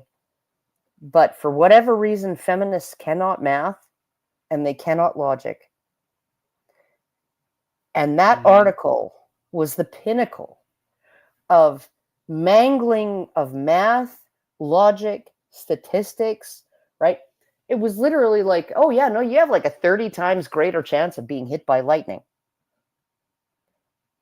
You have a 2 times greater chance of being killed by an asteroid than ever being falsely accused of sexual assault. Isn't it similar math as the math for the bear, for the bear meme? Yes, absolutely. So. It's like, yeah, no. How many men do you encounter every day? How many bears do you encounter every day? Right? Oh, I feel safer around the bear because I've never been attacked by one. Right? And I don't know anybody who's been attacked by one. Well, you know what? I used to live in bear country.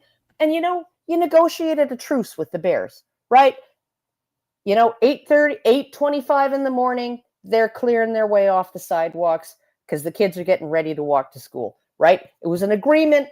It was, like they'd rip apart your garbage, they'd dig up your tulip bulbs and eat them, throw dirt at your door, whatever, as long as it wasn't past 8:25 in the morning, the truce held, the ceasefire held, right? And, but yeah, no, these are people who have never, ever been within 15 feet of a bear. I was pregnant one time, and 15 feet from a bear. And then my husband was like, go, get back in the car right now. Because her cubs were 20 feet on the other side of me. Yeah. Yeah. And I'm like, oh, fuck, I better get back in the car. Right. But this whole, the bear thing. Oh, yeah, no, your odds of being attacked by a bear, of whom you might be 3 times in your life within 15 feet of, right, are lifetime risk of being attacked by a bear substantially lower than your lifetime risk of being raped by the 20,000 men you encounter every week. Walking down the street, in the grocery store, at the convenience store, driving in traffic, right? Like, really? Really? Oh my God. Oh my God. So you feel safer around bears, do you? Yeah, no, you don't. And you know it. But you'll make shit up because, hey, if there's any cause worth making shit up for, it's bashing men. Ugh. Yeah. So I got a Super Chow. I should read it before it gets too late. From Quran Strong. Oh. And he gives us $5 and he says, 2 questions. Brian, have you ever mentioned the YouTube channel Tick History? If not, he might be interesting to check out. Yeah, I've watched him. I like Tick History. I haven't mentioned him on here because I don't know that it's entirely relevant. And towards all of you, have you ever heard of the Adam Sandler movie That's My Boy from 2012? A comedy about how a 12-year-old kid got his 30-year-old teacher pregnant and the whole courtroom cheers. It's supposed to be a real barrel of laughs.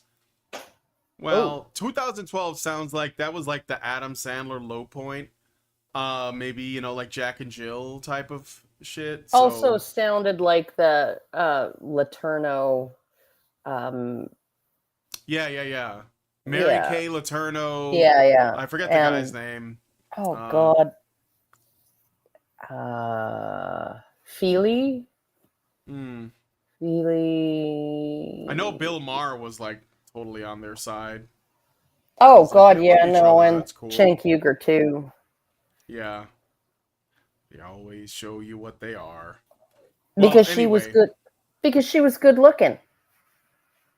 Yeah, that's right. And that's all that matters, you know. And you know, 13-year-old boys are horny, right? So, and of course they are.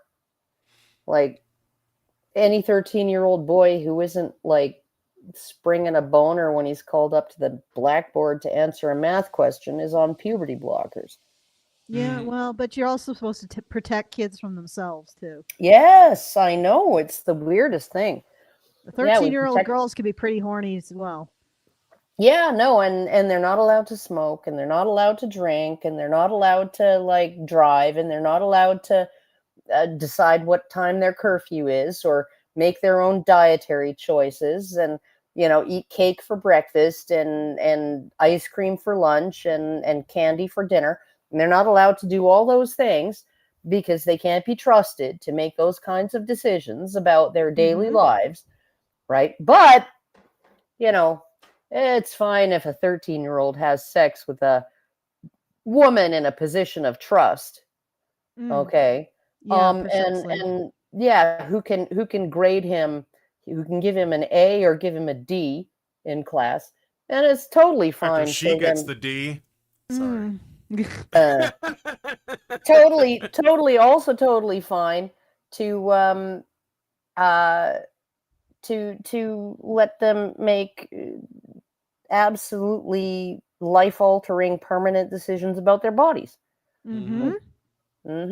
But not a tattoo. Got to be 16 for that. All right. No. Shall we try to get a little bit more of this done? Yeah, let's try. This particular setup really bugs me because I got way too much in my face. I'm so sick of this shit. In Egypt, violence between government and fundamentalists engulfs more and more public space. Swept away, whether by progressive or conservative regimes, are fundamental human rights for women. What? These early feminists had... So you see, Alison, when there is a struggle between two factions, which usually involves men dying on both sides, the real victims are the women it spills out into the public. Yeah, no, the real victims are the women because they don't get exactly what they want. Or not exactly what they want, exactly what they're demanding today. Because what they demand today might not be what they want a week from now. This is like, I'm sorry, repeal 19. I said it. Based. Yeah. All right. Bring on the cat turd. All right. Let's play some more of this. We're almost. I think we're gonna. There isn't a whole lot. It doesn't get a lot better than this. Yeah. So, this seems about as deep as a puddle. It isn't very deep. It's just like stuff is happening in these parts of the world, and look, and women aren't getting their fair share. Yeah, and that's basically the whole. It's like 49 minutes of that. It's just like it's just feminist whinging in different languages, but it's the same whinging. Future. I started to be a threat to the system when I started to make the link between my profession as a medical doctor and economy and politics and sexuality and women issues and general issues, etc. I was born in Egypt when it was a British colony. Why weren't you just doing your job as a doctor? Well, she was born in Egypt when it was a British colony, right? That's why she was able to be a doctor. Yeah. Probably.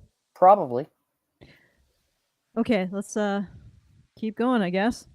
All right, let's keep going. Just a moment. I was very much fighting in school and when I entered the medical college against British colonialism. Then Nasser came, the revolution, in 1952. So I lived the revolution of Nasser and the nationalization during the 60s and the independence of Egypt. President Gamal Abdel Nasser, his guest of honor, Morocco's King Mohammed V. This is an important moment for Nasser, who has finally got... Nasser died, and then Sadat came, and Sadat was very much pro-capitalism, pro-America, etc. So he shifted the whole policy towards the West, and we became a new colony. Sadat encouraged political religion and the politicization of religion in politics to fight against the left groups and the socialist groups. And he is encouraged by the US government.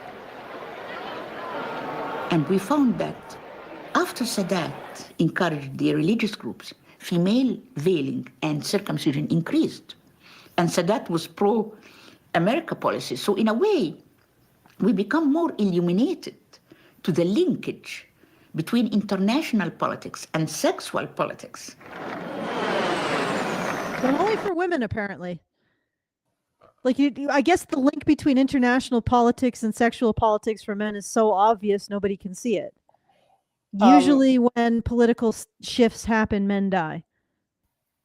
Yeah, well, but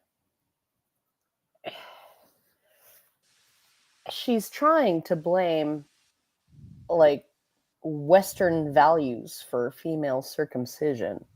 Yeah. Yeah, she's trying to blame Western, like, no, like, if Sadat, right, Anwar Sadat, was more friendly toward the West, right, any kind of cultural great higher uptake of female genital mutilation would have been in a backlash to that. Mm-hmm.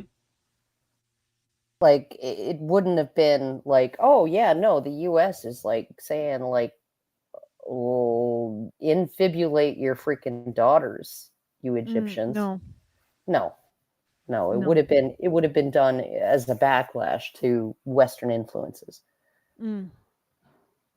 Precisely, yeah. So, I mean, like, politics is downstream of culture. So basically what we're going to be listening to is these tepid insights that are just trying to make... No, they're connecting dots that don't actually join up, right? Sometimes it's not a pointillist painting. Sometimes it's just flecks of dog snot on the window. Yeah. But we're connecting it here. Yeah, no, I mean, like, my neighbor's house across the street looks like an Impressionist painting, but only because I'm viewing it through the dog snot on the window. So what we're saying here is that feminism is dog snot. On the window. On the window. Yeah. Okay. All right, let's listen to some more. In fact, who killed Sadat? They say it's the Islamic fundamentalist groups. Yes, one of them killed him. So the son killed the father, in a way. He created them, then they killed. Sadat was killed, women most affected. Yeah, Sadat was killed. Killed, women most affected. Yeah. Here, look at this. Let's continue to see how she justifies this. But so Sadat was killed because he was too friendly with the West, and his friendship with the West is why girls got circumcised more, because British colonialism and Western colonialism and well, she specifically said capitalism, which is even weirder. Oh, capitalism was forcing it on. Capitalism was on Egyptian Did you mothers. guys know that capitalism leads to female genital mutilation? Yeah. On Egyptian mothers who made the decision for their daughters. Yeah, no, and it's like, except for I thought the women weren't part of the capitalist system because they were confined to their homes. Mm-hmm. Like, but capitalism emboldens the toxic masculinity of the men, and then they take it out on their women. It also forces heteronormativity and other oppressive things. These hermeneutics are very disappointing. All right, let's play some more for as long as my soul can tolerate it. The same like the Islamic groups in the US who burned the World Trade Center. From where they came? They were trained by US in Afghanistan. And they came to bomb US, who trained them. So the son killed the father. So it's a story that is repeated in history.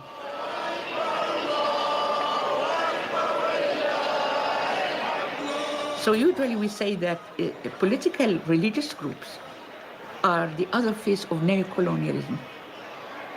Neocolonialism and anti-neocolonialism is the face of colonialism. Communism is the face of capitalism. Liberty is the face of imprisonment.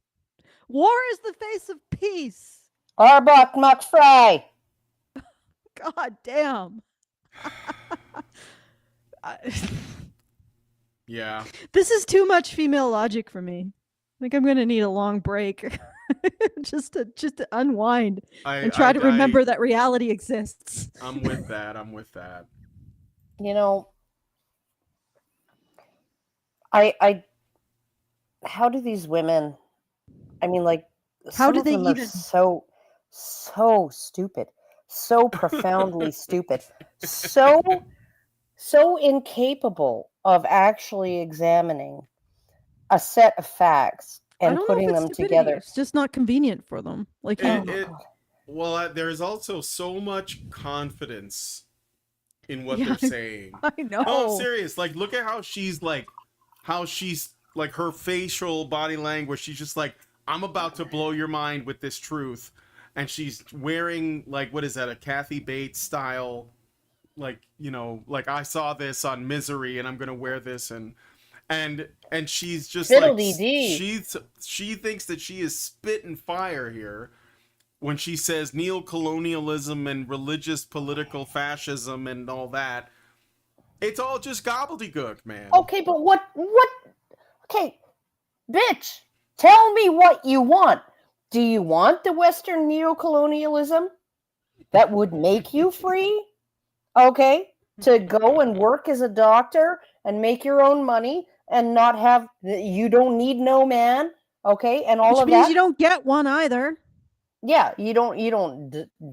Frankly, you don't deserve one. But or do you want the religious political backlash against the neocolonialism? Do you want the capitalism? Like, if you didn't want the capitalism, why did you become a doctor? Right? I swear to God, this politics is just resource wars between conservative women or traditionalist women, I don't know how you want to say it, who just want to keep, you know, my son is obligated to pay for me, my cousin is obligated to pay for me, my brother's obligated to pay for me, my father's obligated. They want to have the full field, right? They want to have but they also team. They also want to be like, but I don't have to do what any of those men tell me. Well, I'm talking about the traditional women who don't want to have to work, which apparently also includes the women now in our society who also don't want to have to work. Oh yeah, no, like 66% of full-time working women would rather work less or not at all. Yeah. Okay, so all of those women, and incidentally, they wouldn't have to work if we were in a system where every conceivable male in their life that had any passing link to them was financially responsible for them, right? Mm-hmm. They wouldn't, because they would have an entire baseball team of men to decide upon. Oh, who's going to be supporting me today?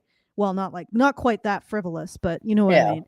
Yeah. And so it's a competition between women who want to keep that and women like this who want freedom, and the men in the middle try to negotiate both. Yeah. And apparently, no matter what, men are wrong. So there you go. If you want to be right, don't even try. Yeah, men can't do right for doing wrong. Yeah. They're damned if they do, they're damned if they don't. You They're damned know, if they do, don't. They're damned if they do, and they're damned if they do, don't. well, and the do is Flying anyway. and on fire. Yeah. Okay. I don't know. I'm just like I'm looking at this and I'm like like these arguments that they're making are so they're not even surface level. They're not even like looking at the surface and going like, oh, you have a fever. Maybe you have a virus, right? Well, maybe it's not a virus. Maybe it's something else, right? But but it's like the diagnosis is you have a fever. You're perfectly healthy. Oh, you don't have a fever. Oh, it must mean you're sick. Like it's so insanely backwards and wrong. Like neo-colonialism brought female circumcision to the freaking north of Africa. Really? Yeah, right, really? yeah. Really British colonialism and then US colonialism brought female circumcision to the Middle East and North Africa. Okay. Yep. All right. All right. Let's play a little bit more. I'll just let her finish her diatribe. Allison seems to have her Dropped camera's out no again? longer sending data. Yeah, it looks like her camera dropped out again. So All I right. don't know what's Well, going on with that, but let's play a little bit more and then yeah, and then you gotta go. I gotta go. all over Yeah. the world, whether Christian, Islamic, Jewish, Buddhist, are two faces of the same coin, and they serve each other.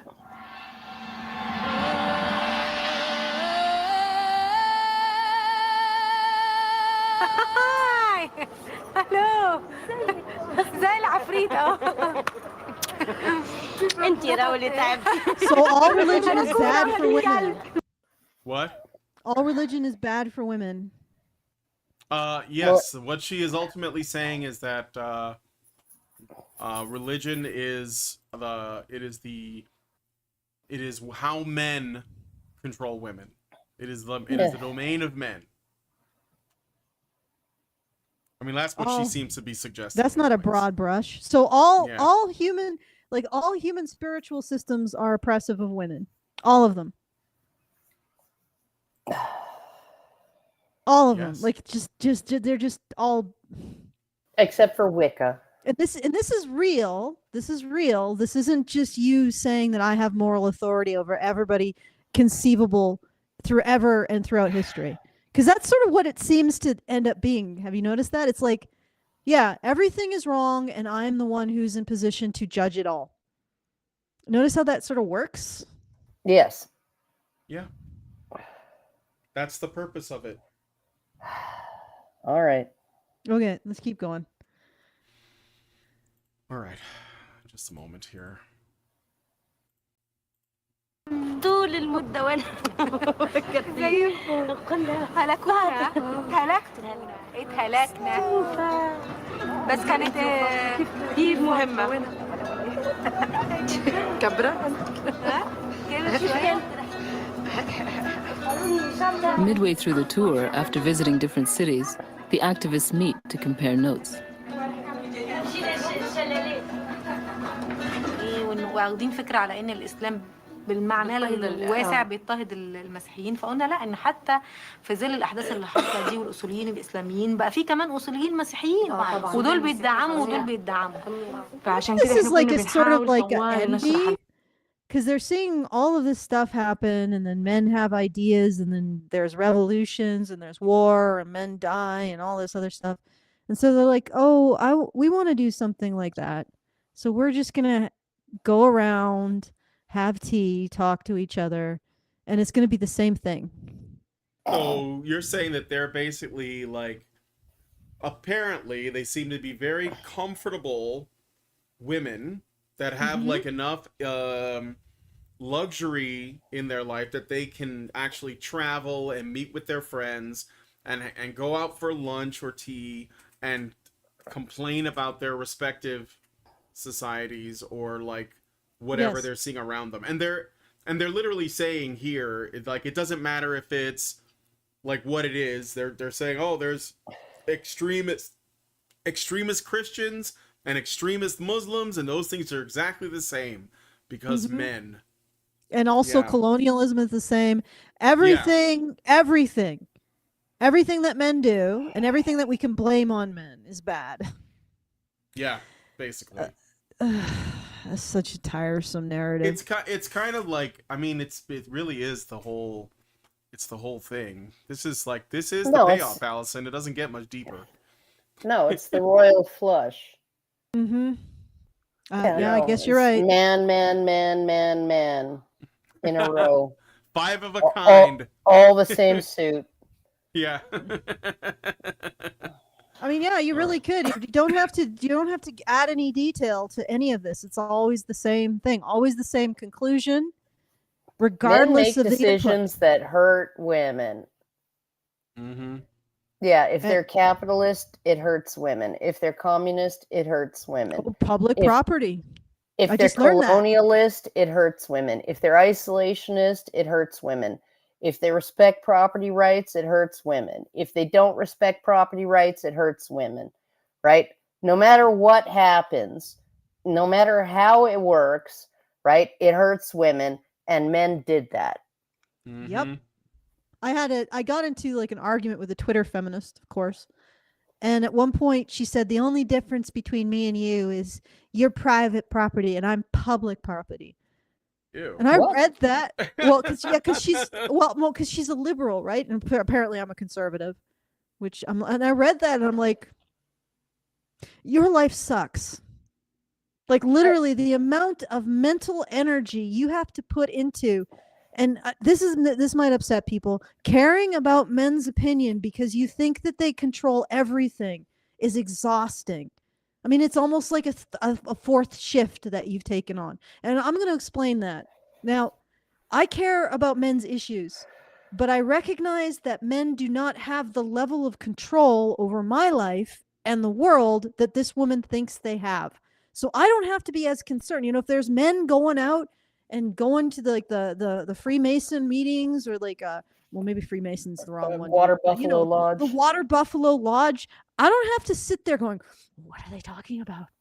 How come? Yeah, it's literally like Betty and Wilma snuck into the Water Buffalo Lodge disguised as men, right? Mm-hmm. And they were like, because we want to know what Fred and Barney are up to at the Water Buffalo Lodge. And then they realized it was just stupid juvenile shit. It was like that meme where it's like, you're wondering where he was when you were texting him, right? And he's like, how can I like throw a bag of like Skittles into this fan?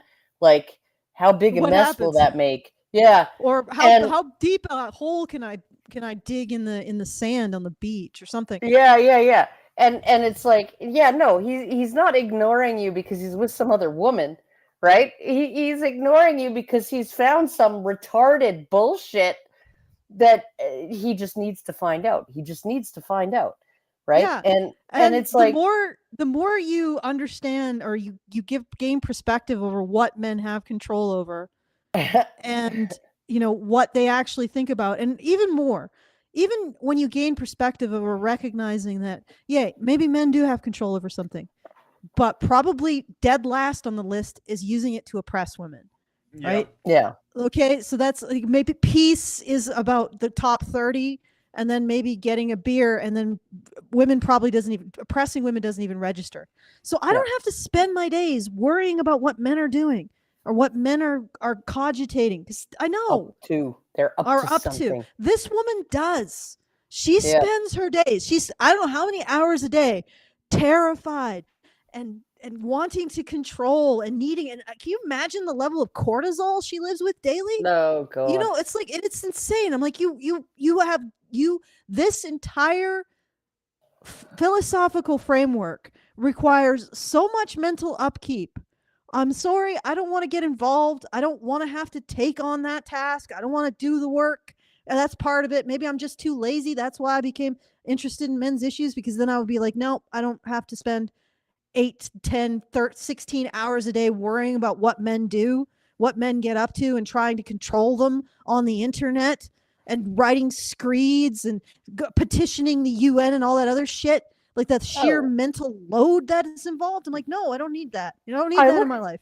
I look at other women too, right? Like, and my husband, he used to work like in a, sort of a local smallish business, about 100 employees, right? And he said, like the boss's wives, right? They keep tabs on them, right? Like Tony's wife is calling him like 5 times a day, right? Just to talk. And I'm like, oh, fuck. Like, I never call my husband at work. The only time I've ever called my husband while he was at work was, the time I had to call the ambulance. And then there was another time where I, just yesterday, when I was going to pick him up and there was like a semi that rolled over on the freeway, and I had to phone him and let him know I was going to be late. So I phoned him while I was sitting at a red light. And it's like, I never phone him at work. Like, why would I phone him at work? Like, yeah. Why? Yeah, like, well, it's not even like keeping track of just your partner, though. It's like he every literally, yeah, I know, but it's like the mentality expands outward, right? Like Yes, this yeah, I see what mentality you're of I saying, have to keep track. I have to know what he's doing all the time. I have to control. And I have to put into position control, and it's so much energy. yeah, and he even says to me, I have a work wife, right? He has a work wife. And, and she's really nice, and, she's got baby rabies, and she's not like gonna jump on him, and it's fine. And I'm like, oh yeah, no, like she's your friend and she's your work wife and she sticks up for you at work, and you guys work as a really good team, and she seems really cool and all of that. And she's 32 and has to get her baby situation sorted out, but you're not going to help her with that because you can't. Yeah, right.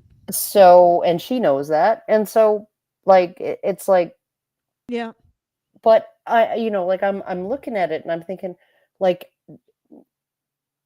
when did women become so freaking paranoid? It's like they are paranoid. It's like, I need to know what my husband's up to. I need to know what my kids are up to. My son is up to, right? I need to know everything. I need to know all of it. I need to have and then the women get together, right? And the men are thinking, oh, well, she's just getting together with her coffee ladies or whatever, right? And, I can just have some time on my own to watch the game. And you know what? You know what those women are doing? Because I used to attend the occasional coffee ladies thing. You know what they're doing? They're talking shit about their husbands. They're talking absolute shit. I have never seen men sit and just bash their wives. Like sit together and just do nothing but like badmouth their wives. Talk about how their wives aren't worth shit. Talk about anything. Like I've, and I've been around a lot of men, and it's not like they're singing their wives' praises to the freaking. They're not like, it's not like a hymnal or anything like that, right? But they're not bashing their wives, right? Occasionally, there's like a thing where like a guy's like, oh God, I haven't seen my wife's pussy in like 6 months, and I don't know how much longer I can take it, right? And then that's it. It just goes back to football, right?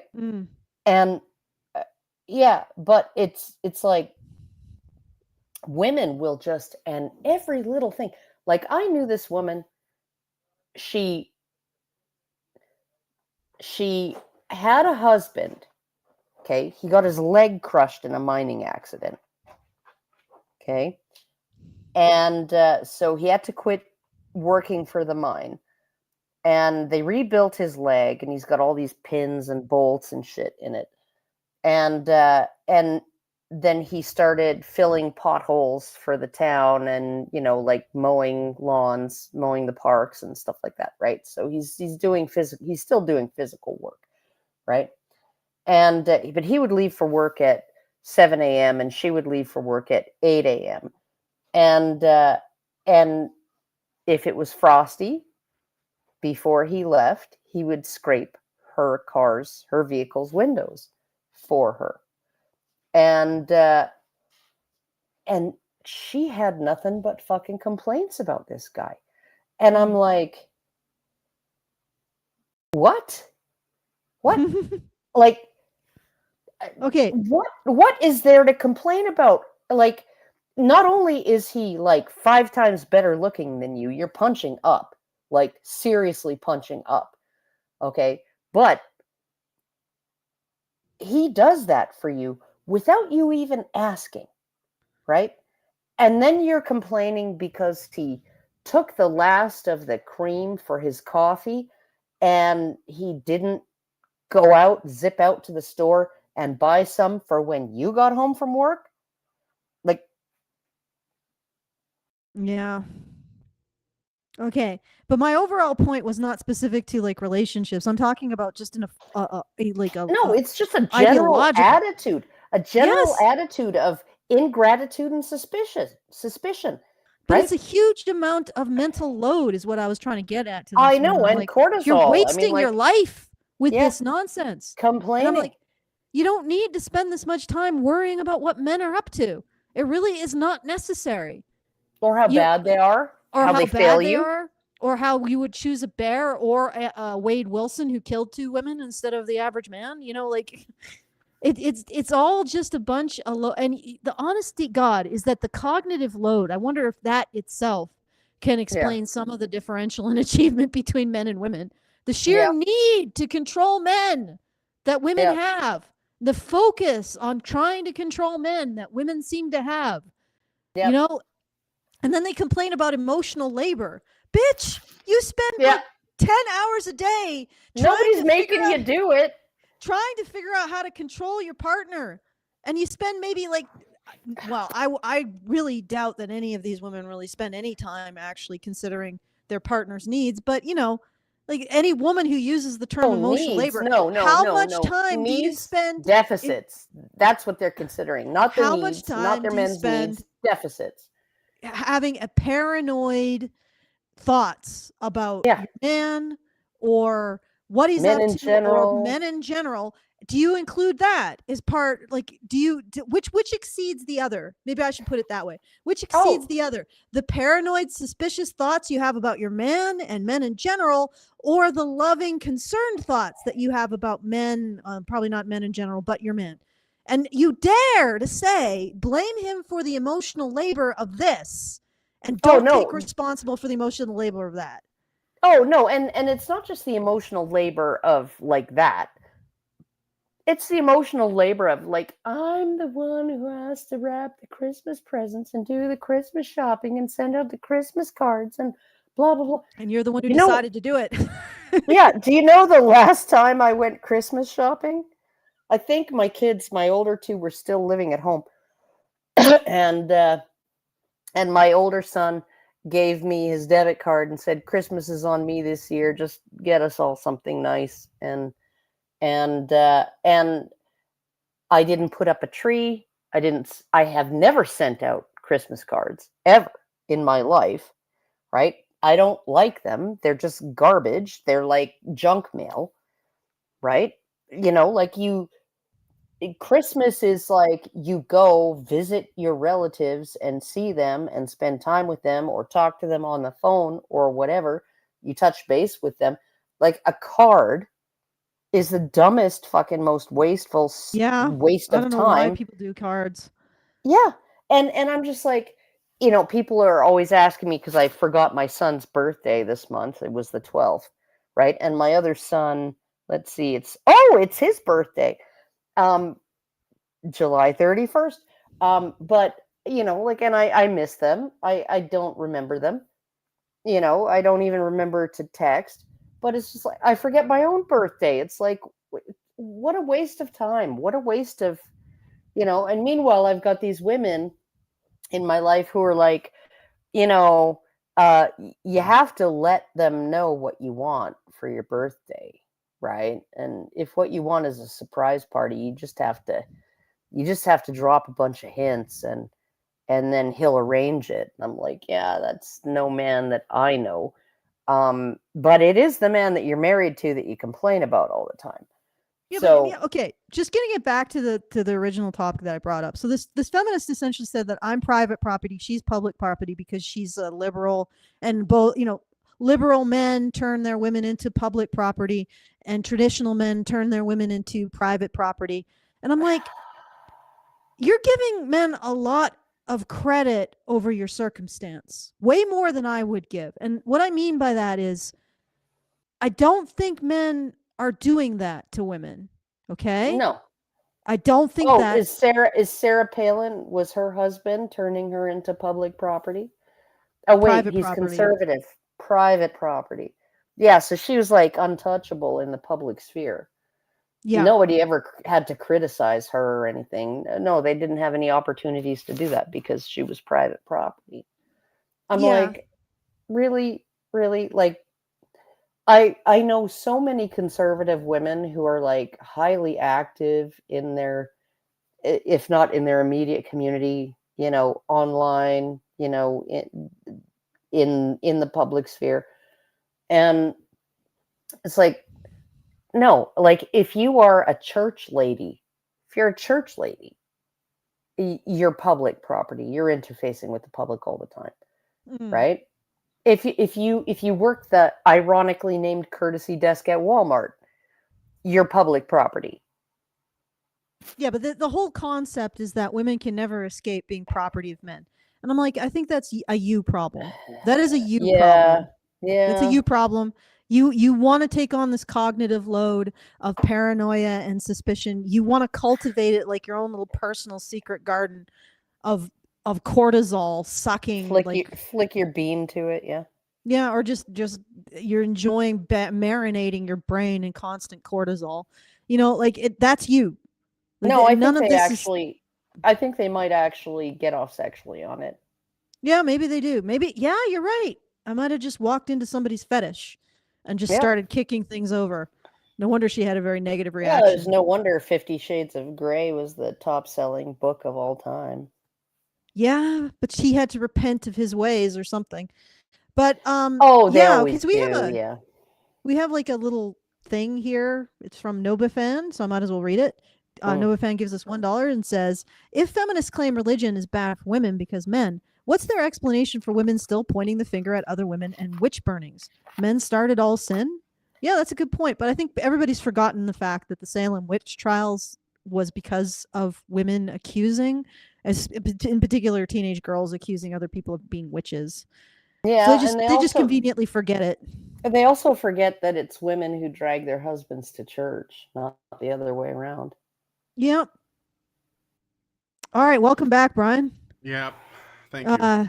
We have a Super Chow, and I have a thank you to give. Let me just double check, because I think, you know what? I sense that this is not going to get much deeper. I don't think we're going to be getting any kind of dissertation into...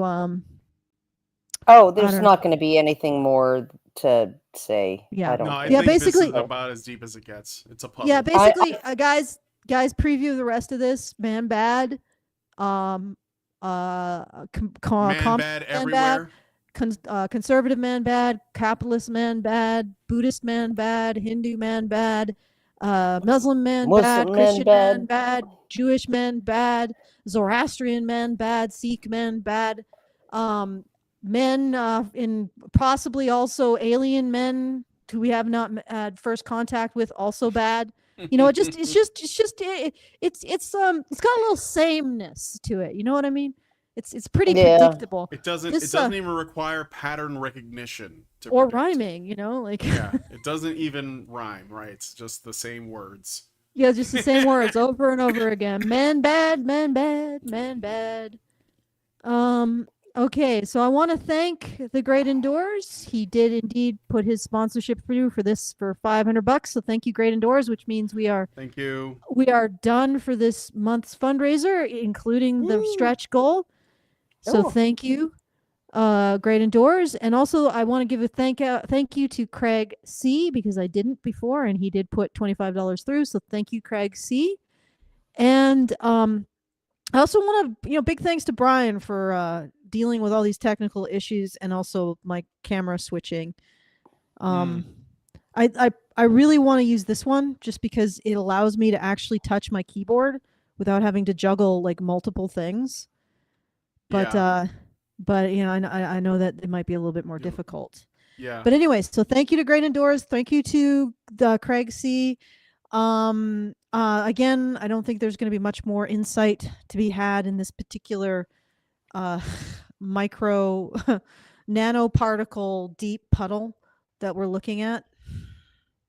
I just also wondered, did these women ever get bored of this? Not as long as the money is coming in. Actually, money, just came money and attention is coming. I guess this is women's digging a big hole in the beach.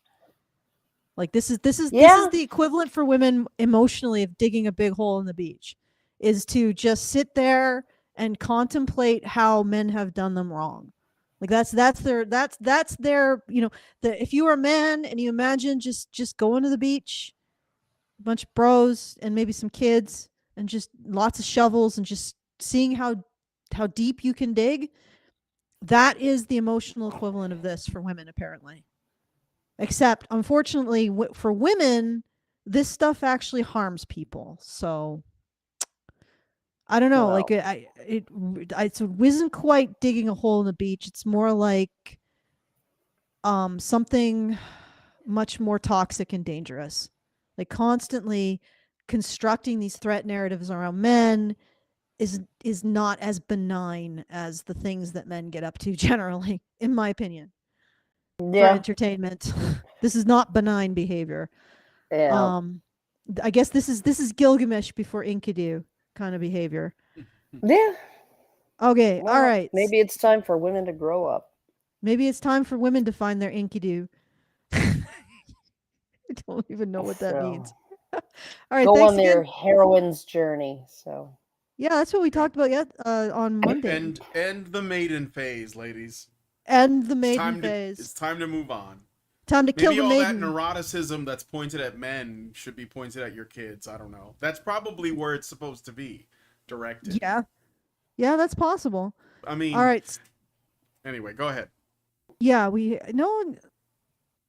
okay, so Quran Strong has a final Super Chow, so you might want to you want to read it, or shall I? Read it? I can read it. Okay, good. Quran Strong gives us $5 and says, related to this topic, I would still like to request Holy Spider for HBR movie night. It would be a nice case study into how the West basically makes propaganda about the misogyny happening in the Middle East through intellectual, thought-provoking art house movies. Thank you for that. Yeah, I'll check it out. I mean, I'm sure that it's it is exactly as you say it is.